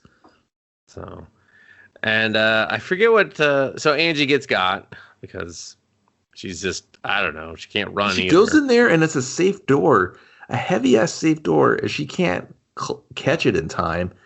And their first decision is to shoot it. Yeah, I was like, that's metal. Did they not give you when you became captain, did they not update you on like, don't ever shoot the safe door? I was like, does she not know what ricochet is? Are you a bad cop, Angie? She's like, hey, I didn't get to captain at 35. I know you're like, you were at a captain at 22 and unheard of, but why? And then she goes for a phone and it doesn't work. And this part, Dustin, I laughed because there's a table set up, like a torture table already set. I'm like, who took that down there? Yeah. Like, who's setting up salt gimmicks in the fucking police station? Yeah. And I was like, listen, this is stupid. Like, if you would have like knocked her out and then drug her to somewhere and then did it, I'm fine. But now you're setting up these elaborate, it's really not that elaborate, but it's elaborate enough to be set up at the police station. All right, movie. Come movie, on. Fuck you. Now you're pissing me off. But I did laugh because it felt like someone off screen threw like the tear gas and then she kicks it away and then they throw another one. They're like, oh, a couple more. I laughed because she was all like, fuck, I thought I could kick it away. And I was like, why don't you cover your mouth? Like, what are you doing? No, she did for a second, and then they threw two more. And then he came up and was like, fucking bag magic. And then I laughed. And somewhere between all of this, you see Sam Jackson just holding a gun really weird in a warehouse. And he's like... following spirals. So he's just like, I definitely am not going to a trap. Nope. I'm going to be number one cop again. And all of a sudden, like, the camera's just really on him. And I'm like, okay. And then, then he gets fucking plastic bagged. And yeah. And then he shoots the gun like a foot from his head. I'm like, God, are you deaf now? Or is the other guy deaf? Because that sounded loud. Yeah. Well, I mean, we're getting our scenes mixed up because they are. Well, this happens. This happens. It cuts away to it, and it really doesn't matter the placement of this scene because it could have happened in the first 10 minutes of the movie or it doesn't matter. Another thing that kind of bothers me is the overall look of this movie. Sometimes it looks not. It's. I can't think of the word right now, but just the coloring of the shots. What is that? Yeah, it's filter heavy. There's green filters, red filters, gold filters. You know, it just And they love that blue. Blue filter, yeah. And then other times it's just like, okay, I just look like a normal movie. But no, it's just slap a fucking filter on it. So, yeah. And if it almost always had a filter, that would be one thing, but it just doesn't, and it's not consistent. Yeah, if you want to have like a grainy, just gritty, like 1990s filter on it, yeah, okay, sure, man. But it's just all the colors and like I don't know, it's too warm in one scene. It's really cold, bright, and I'm like, this is really conflicting feeling to me. It's the Book of Saw, Kevin. We have different toads. Okay. Yeah, I just can't. Yeah, just can't deal. Well, back to Angie. So she finds a tape recorder. She wakes up strapped to a table with another bag over her head. And it's a cloth. It's like it almost looks like a water torture is going to happen. But it's not. It's not going to happen. It plays it, and basically just it makes mention that she's the youngest captain. You were a captain. You were a captain at age 13. At age 13, you really turned a blind eye to the corruption in your city. In your precinct. And she was like, yeah, man, what are you going to do? Like, I'm going to pour this wax all over your face, and it's going to melt your face, and then it's going to... And then you're going to suffocate. Or you can lean backwards and sever your own spine, so you'll never walk out of here again. You'll still be alive, but you won't walk. The wheels of justice will roll. I was like, all right, man, how long is this tape?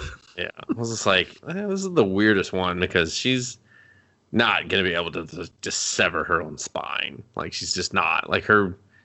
Like, just body instincts are going to stop her from trying to do that. Well, so yeah, but I get it. Like, the wax would weigh her head down and force her onto the blade. And again, it's another like lose trap, which I don't particularly like, because at least in the other the two Saw movies that I saw, that chance of that was the chance. There was the chance. They had the time. They just had to have the commitment, and if they didn't have the commitment, they died, and that's how they always died. Is they lack the commitment. But this one, you're showing that these people are willing to commit, and they're still failing, and it's like, okay. So then this gorgeous woman, about a day over 35, is covered in hot wax. Zeke makes it back to the police station, and he's just like, where's Angie? Angie! He got Angie! They got Angie! And everyone's looking at him like they have no idea who he's talking about. Who the fuck is Angie? We all call her Captain Angela. Okay? So I don't know who the fuck Angie is, but like, fucking say her name right, dickhead. And he's just like, and then O'Brien's finally like, she went to cold cases. And he runs down there. Safe's locked. The desk lady, who I felt was also like a weird red herring, I'll tell later. She knows the code. She gets him in there real quick, and then she's covered in wax and looking dead. And he peels it off of her face, which I was like, yeah, hey, that help. Why don't you just like clear her passageways, and then maybe they could try to save that. Yeah, I don't know. And then he begins to kiss her. I mean, I didn't blame him because I was like, that can't be CPR because that's awful. No, because he's just smashing her. He's like punching her in the face. Wake up! Fuck you! Fuck you, Angie! Come on! Wake up! The viewers love you. Where's my per diem? Daddy needs new ribs. Come on! Yeah. I loved you in Riverdale. She's like, thanks. I'm dead. Sorry. Scene. And yeah, he's real fucked up by this because Angie was his boss, and then O'Brien calls him out. And he's like, man, I'm not gonna lie, dude. If I went to work every day with her, yeah. I mean, I'm loving it. Like I'm like da da ba ba ba. Yeah, I'm definitely not complaining as much. No, it was a little rough, but you know what? Chief's always there for me. It was a little Angie Garza today. Oh, I love her. Oh, I mean, boss. I mean, it was tough. It was tough, but I made it through it. One stroke at a time. They're just like, what? Huh? What did you say? No, I hang out in the bathroom a lot, hoping she kicks me out. I'm just saying, I know. I would have liked to follow the piss cop instead. See what he was up to. He probably just, changing his pants because he pissed through them later on. I could picture piss cop just leaving the bathroom all slow and sighing. He's like, and then he kind of slowly walks down the hall and he goes up to the third floor of the precinct and he goes to the men's bathroom and it says closed under construction. He's like, and then he looks down at his watch, and it's lunchtime. He's like, guess I'll go to lunch. And he goes to his locker and he grabs his lunch and he goes to sit outside and all the tables are taken. And then he just sighs. And then it shows him at home and he's taking off his uniform coat and he puts it in the closet and there's like 800 just same identical, tops for him. Mm-hmm. And then he just sits on the side of the bed in his underwear and he's like, and he just kills himself. And Jesus Christ. Everybody's just like, what was that? Like, that was a weird moment. Pan out. In the book of Saw. Yeah, you pan out, see the cherry pie on the wall, and then the pig mask in the hood gives you a thumbs up. And there's a picture of Angie on the wall. He was like, he loved Angie. Won't you play a game? Fucking depression. That gets us all at the end. And then everyone's just all sad, like, damn, dude. Damn, Saul, why are you coming at me so hard right now? Like, fuck, go back to just murdering bad people. Seriously. I'm making me feel bad. Yeah, I guess he can be like a pedo or something. So that's why Jesus. That's why Big Mask got him. All right. I'm not touching that one. That one. I was going to say, actually, he has a bunch of Angie jackets where she touched him on the shoulder and told him to zip up and piss off. And he's never washed them. And then when he found out, piss pants when he pissed them. Yeah, I guess, dude, if you want to pee into it. And then he's the piss guy. Why would there's already pee in it? He's just the sad cop. He doesn't even work there. He was the janitor. He just gets a uniform.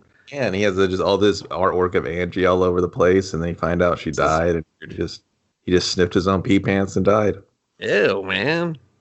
Anyway, Angie's dead. O'Brien calls up. Going right back into it. O'Brien calls up. He's like, where's your dad? I know your dad hasn't been around. And I was just like, are you guys weirdly keeping tabs on his dad? Yeah, it was so weird. He was like, I read the script. Yeah, he's like, I know he's involved. I saw that scene you guys did. It was like in a different movie, but Kevin liked it. Why don't you guys go do a movie together? And then he goes to find Pete, and then he has like a conversation. He calls his dad trying to find Pete because he's like convinced Pete did it. And he's just like, Dad, where the fuck are you? I can't keep covering for you. The one time I did it 30 seconds ago. Dustin, like when he's they like, call me back. When they killed the rookie, they didn't check his teeth? No. Oh, okay. Well, that's the thing. Then they started attacking cops. It was like, so the second a talk gets scratched on the streets, like just business shuts down. Yeah, they're just like, fuck any other dead cop. We got an attacked cop. Attack cop takes priority. We don't want him to die. We need to find who attacked him. Okay, we can't have a bunch of attack cops. All right, this movie's so stupid. It is. Attack cops turned into dead cops. All right, we're gonna prevent this dead cop's death. He's like, I'm still here. Shut the fuck up, attack cop. And then finally, I will say, Zeke gets bagged, and he wakes up handcuffed to a wall. Little tip of the hat to the first saw. And there's a hacksaw. Little tip of the hat to the first saw. No, giant tip of the hat to the first saw. Just like, this is where we get our name from. He grabs it. He starts poorly trying to cut through a handcuff. I was like, Zeke, you got to hold it steady in a spot. I was like, Zeke, that is a little wall gaslight. Just kick it off. Just kick that pipe. Just kick it. You can do it. I swear. I promise. I was just like, man, you hacksaw the way you do CPR poorly. Oh. And then he sees a bobby pin. He uses the hacksaw to get the bobby pin. They were like, ha ha ha. We fooled you yet again. And I was like, ha ha, no, you didn't, movie. No, you didn't. No, you didn't. Yeah, he handcuffs himself. And then he finds Pete standing on like a barrel in the middle of the room. Thinks nothing of the sandpit full of glass below him. And is just like, give me that fucking recorder on your neck. Yeah. He's just like, fuck you, Pete, you did this. He's like, yeah, you think I fucking chained myself up here, you dumb cock? And he's just like, I know you did it, Pete. You know what? I was like, man, you know what couple of cops would be great? The cops from Strange Days would fit perfectly on this force because they were terrible too. Yeah. Just, Like I thought they were some of the dumbest cops I'd ever seen in a movie, other than idiots. like Police Academy. But these Saw cops are bad. They're just like, I can't figure out a fucking nursery rhyme right in front of me. Okay, you We want me to can't. solve a murder? And then a guy that's chained up on a apparatus. Hey man, how'd you get up there? Hey man, I don't know. So here's what he did. He brought me here fully conscious. I don't know why. Talked to me the whole time. I know his face. I can tell you. I can describe it to you. He even gave me his name. It Told me is his entire backstory. if Zeke was a good cop and he could tell it's an apparatus setup, but yet this is one of the first times none of the apparatuses are restricted. He's just literally chained. Like his head's not grappled. Like, you know what I mean? He's free to talk, and Yeah. but he knew they had such beef that they weren't going to be able to squash it. Oh man, they are not squashing any beef. No, they're fucking flipping those patties and going harder. So it's just gonna end well done. The apparatus turns on. Zeke is trying to half-ass get him out of there. So the apparatus is a recycling machine that recycles these bottles, but it's set up to throw the glass across the room because. Everywhere. I was like, this is a horrible way to recycle. What the And I was like, fuck? did someone take off a filter? Yeah, definitely. And like change the projection. So yeah, the bottles break and they start just hitting. They're just tearing old Pete up. You know? Fucking, I love this dude. Actually, Yeah, it was actually really cool. Pete's just like, fuck. He turns because he does not want to get hit in the balls. He's like, I'll take it on the back. I am not getting balled. No, we're not doing that. Zeke's like, fuck you. I'm hiding behind this column. I'll see you tomorrow. And then he starts remembering the clue. Or are you going to throw the key away? Because he's trying. And then he goes out. He tries to bobby pin him in between a break. That doesn't work. So he's back to square one. He's like, the trash can. He finds the key in the trash can. It's almost like Zeke doesn't pay attention to clues or think or detect anything. He's a real Batman in this situation. Fucking idiot. And then he puts the trash can in the weirdest position. So weird, dude. I thought he was So gonna like. weird. I was like, just put it on top of your head, dude, and like R2D2 out there. I thought he was Stand gonna up try and, to like, block the holes that are shooting the glass. anything, man. Fucking anything that makes sense. I was like, why don't you stop all this shrapnel from hitting his back? Like Yeah. by jamming the metal object over the hole that's launching the blades of hell. Yeah. Now instead, Zeke just gets real fucked up. He finally unlocks Pete, who is dead. Dude, but his Of the back shop. looked like the zombie monster from fucking House. And he was like, come on, dude, let's go. I was like, dude, Zeke, he's dead. Look at his back. Did you see his back? He's shredded, bro. Why don't you give him some CPR or something? You know. Just Dude, why don't you just let him die in peace? So then he starts following the spirals like his dad before him. And then he gets to this room, and then huge, massive spoiler to anyone who was not paying attention to the movie. It's the rookie. He's alive. He's alive and well. And he's been waiting. And he wants to work with Zeke right after his backstory in this commercial. No. Kevin, do you want to bore him with the backstory? It's real basic. He's the little kid of the guy that got shot. But that you don't know exists until this flashback.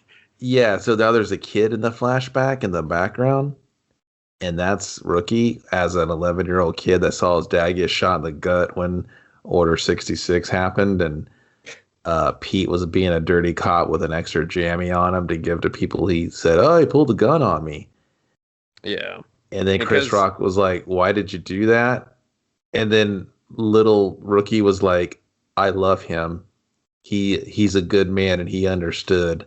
He gave and then me the shh. He gave me over the mouth. But he did it real creepy, and I was like, oh man. Yeah. And so that's what you learn is that's possibly why Zeke turned him in, because to protect the kid. And the whole reason they were there is because the guy was willing to testify that he saw the cop fucking Order 66 someone else. So you're just like, man, Right. Order 66 seems to create a lot of work because then they got to Order 66 everyone else that's all Order 66. So. Yeah, but they're not even good at doing the order because you just go in there, you didn't kill the kid, so now you just got solved. Because we don't know that the kid's there until got solved later on. Yeah, you got solved later on, yeah. And then, so it turns out the dad's name was Charlie.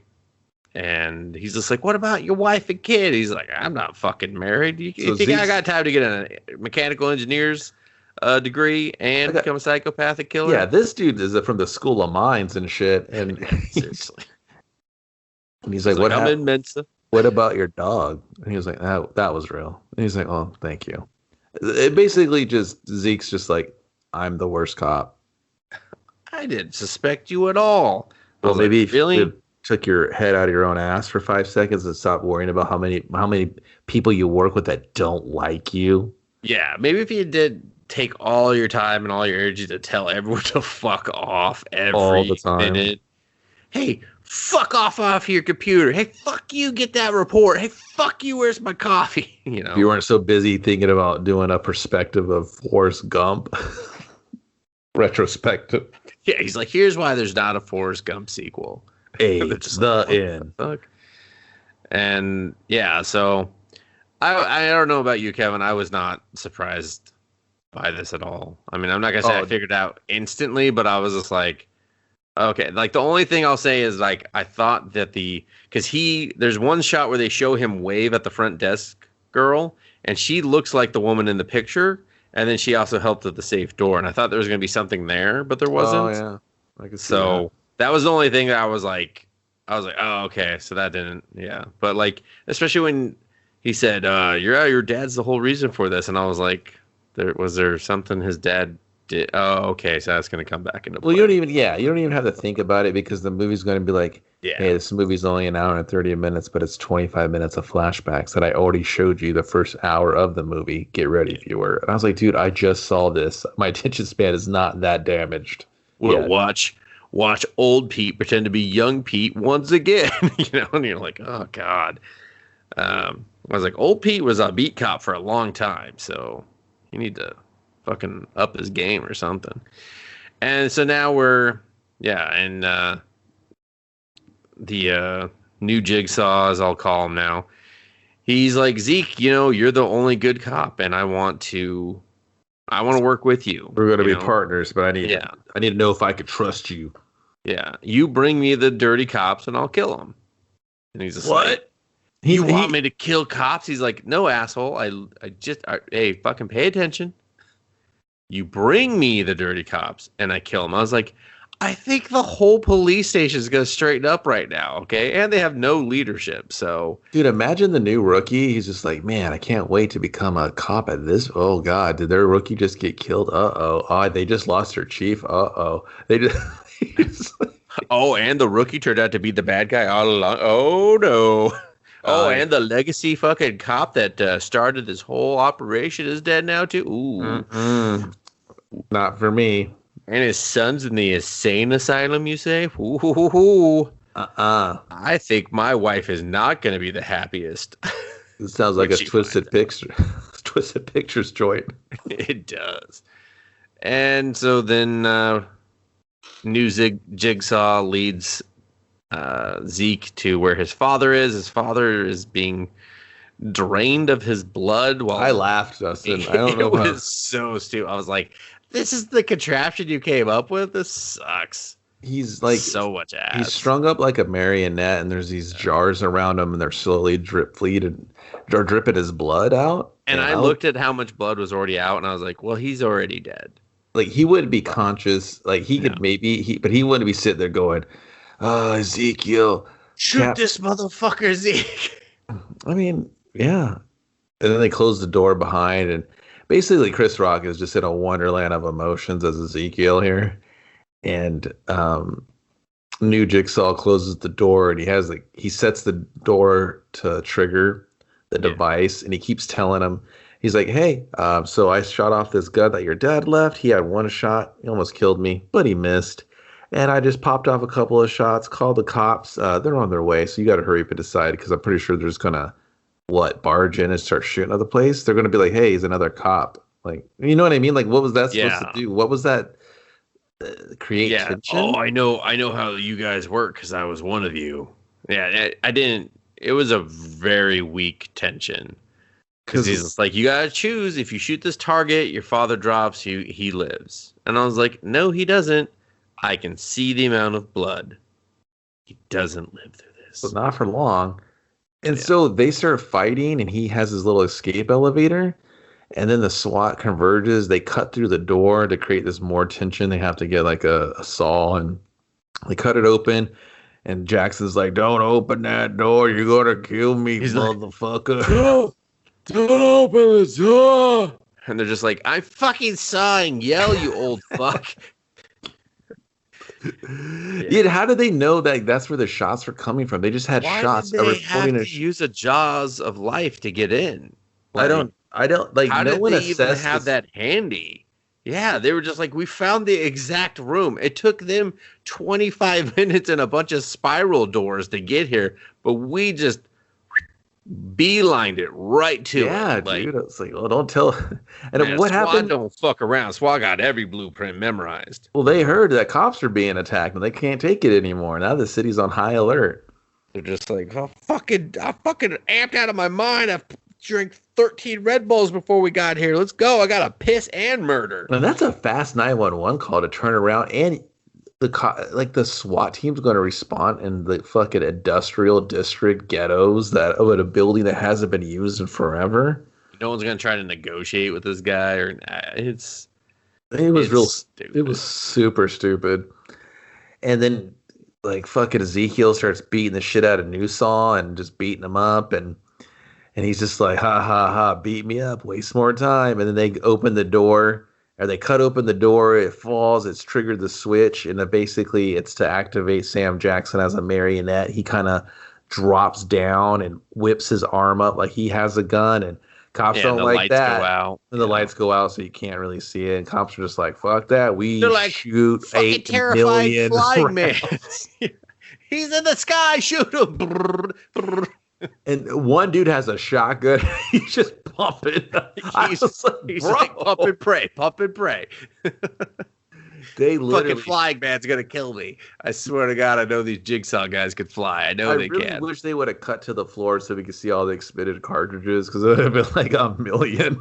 Yeah, and then the rest of the cops that aren't shooting fucking Sam Jackson full of lead are on Ezekiel, like, because he's just like, oh fuck, white cops, I better fucking put my hands up. Oh, he puts them up real quick, yeah. And then they're like, hey, guy in the elevator. He's like, see you fuckers later. He's like, no, I'm white, I'm gonna leave. And they're just like, bye.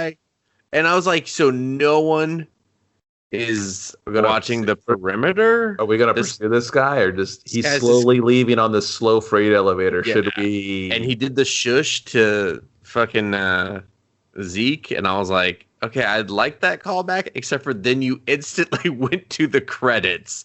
Like, you let that simmer 0. You were just like, shh, okay, done. We're done. The movie's done. Yeah, they should have let it breathe a little bit, but yeah. That movie had somewhere to go. It's like, listen, we don't hit $130. To the bathroom. They were like, we got a pee break, man. So yeah, that's a fucking end. That's the end. Like, it's sadly like I, at one hand, I appreciated how quick it was. Just like, all right, I'm done. But on the other hand, I was like, you made me sit through a lot of other dumb shit. Like, you couldn't let that ending just kind of like resonate for just a moment longer. Like, yeah, I thought they were gonna like drag him out of there. Like, oh, he's 5150. Zeke's gone crazy. He killed his own dad with these jam jars. Look at him. Zeke's the new Jigsaw. Look at him. He's got fingerprints all over these fucking bloody jars. Why is there so many Jigsaw could like put a fucking hat on and like just walk real quiet through the crowd or something? I thought he was gonna do some shit like that, like real poetic. Now he was just like, and scene. He's like, just like, I got away somehow. See you in the sequel. Yeah, and then they're just like, let's play some 21 Savage for the credits. I was like, this doesn't fit. No, that song, is that who that was? That song, I don't know if it was him. He's on there, but I was like, I don't like when you use it for Mortal Kombat. Yeah, it's like, oh, he sucks. Oh, yeah, and that was spiral, I mean, the thing is, like we said, I like this concept. I just don't like the police angle because they don't know anything about the police. Well, and it's not not the part even, I'm here for. It's not, I don't even know if they don't really know anything about the police because like I said, they were doing like this real dated buddy cop, like early 90s action version. I'm all in for it. But it's just a lot of the time for these movies, if you have these people that have this certain pedigree and training and experience and they can't seem to crack these watered down riddles and wordplay and they can't do any, you know what I mean? And I guess like if you want to say the bickering amongst the team of the force and stuff, they can't get on the same page to even solve these crimes. So that's what's given New Jigsaw his time. Okay, but you have to have characters are so stupid that the audiences get so fed up with them because you're not counteracting it with great traps and cool gimmicks and shit and setups and shit, Yeah. That's like why you suffer through these Saw movies. You don't like the story could just be a fucking fart in the wind. You're here to see people get jacked up with cool traps. The end. Yeah, and I like that there was like poetic justice to all the traps. But then you really should have, I don't know, murdered like 3 people before we actually started dealing with the cop shit or something. I don't know. It just seemed like the first 2 were pretty good, and then everything after that was not anything worth a damn. And that was the thing. You risk, another 30 more minutes if you're trying to squeeze in all these traps and keep this bullshit narrative.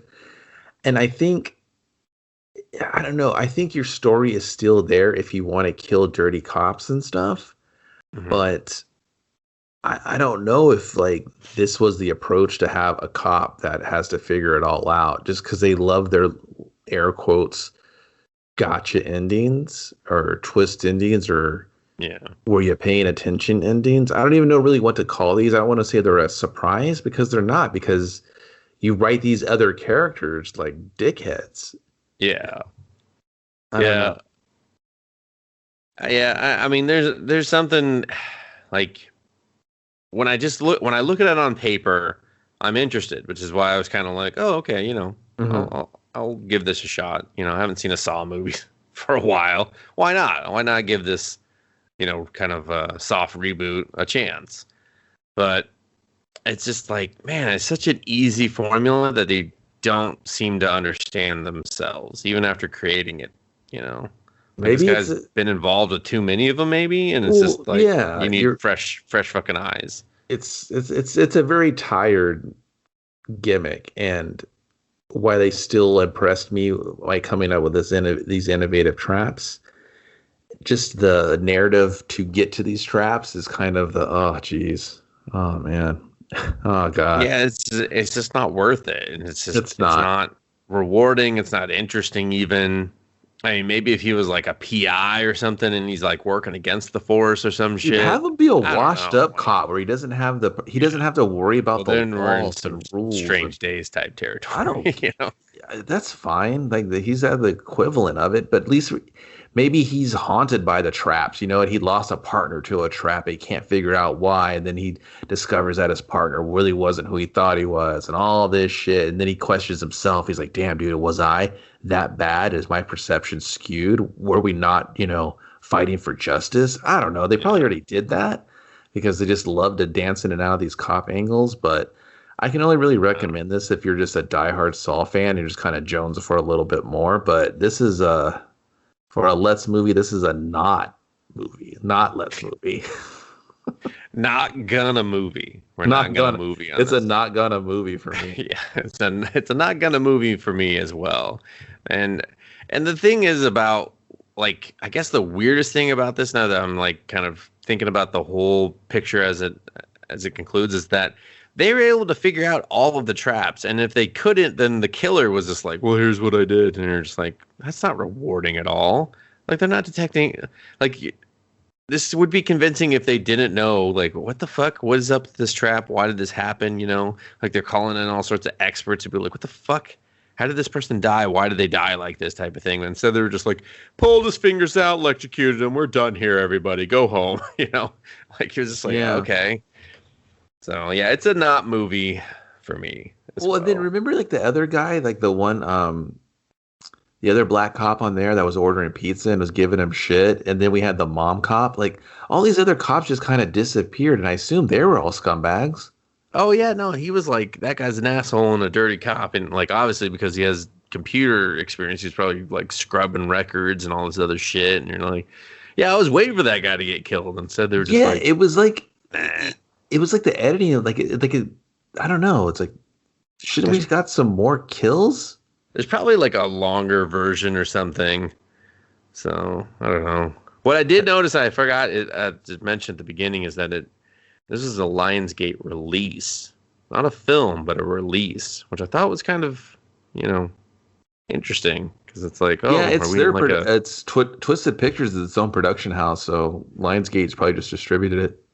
Usually like a Lionsgate film or whatever, but it specifically said release still. I mean, usually they still say a film, but I don't know. I hadn't seen that like logo before. So, well, I think that will do it for Spiral. That'll do it for us. Thank you for listening to Let's Movie. You can subscribe to us, of course, on your favorite podcast provider. We hope you enjoyed the show. We hope you'll tell someone, because that's really the best way for us to just be entertaining to other people. You can find us on social media at Let's Movie or Let's Movie Pod. And otherwise, Kevin, take us away. Would you like to play a game? I would not. I just had to ask. I'm sorry. Thank you for your time.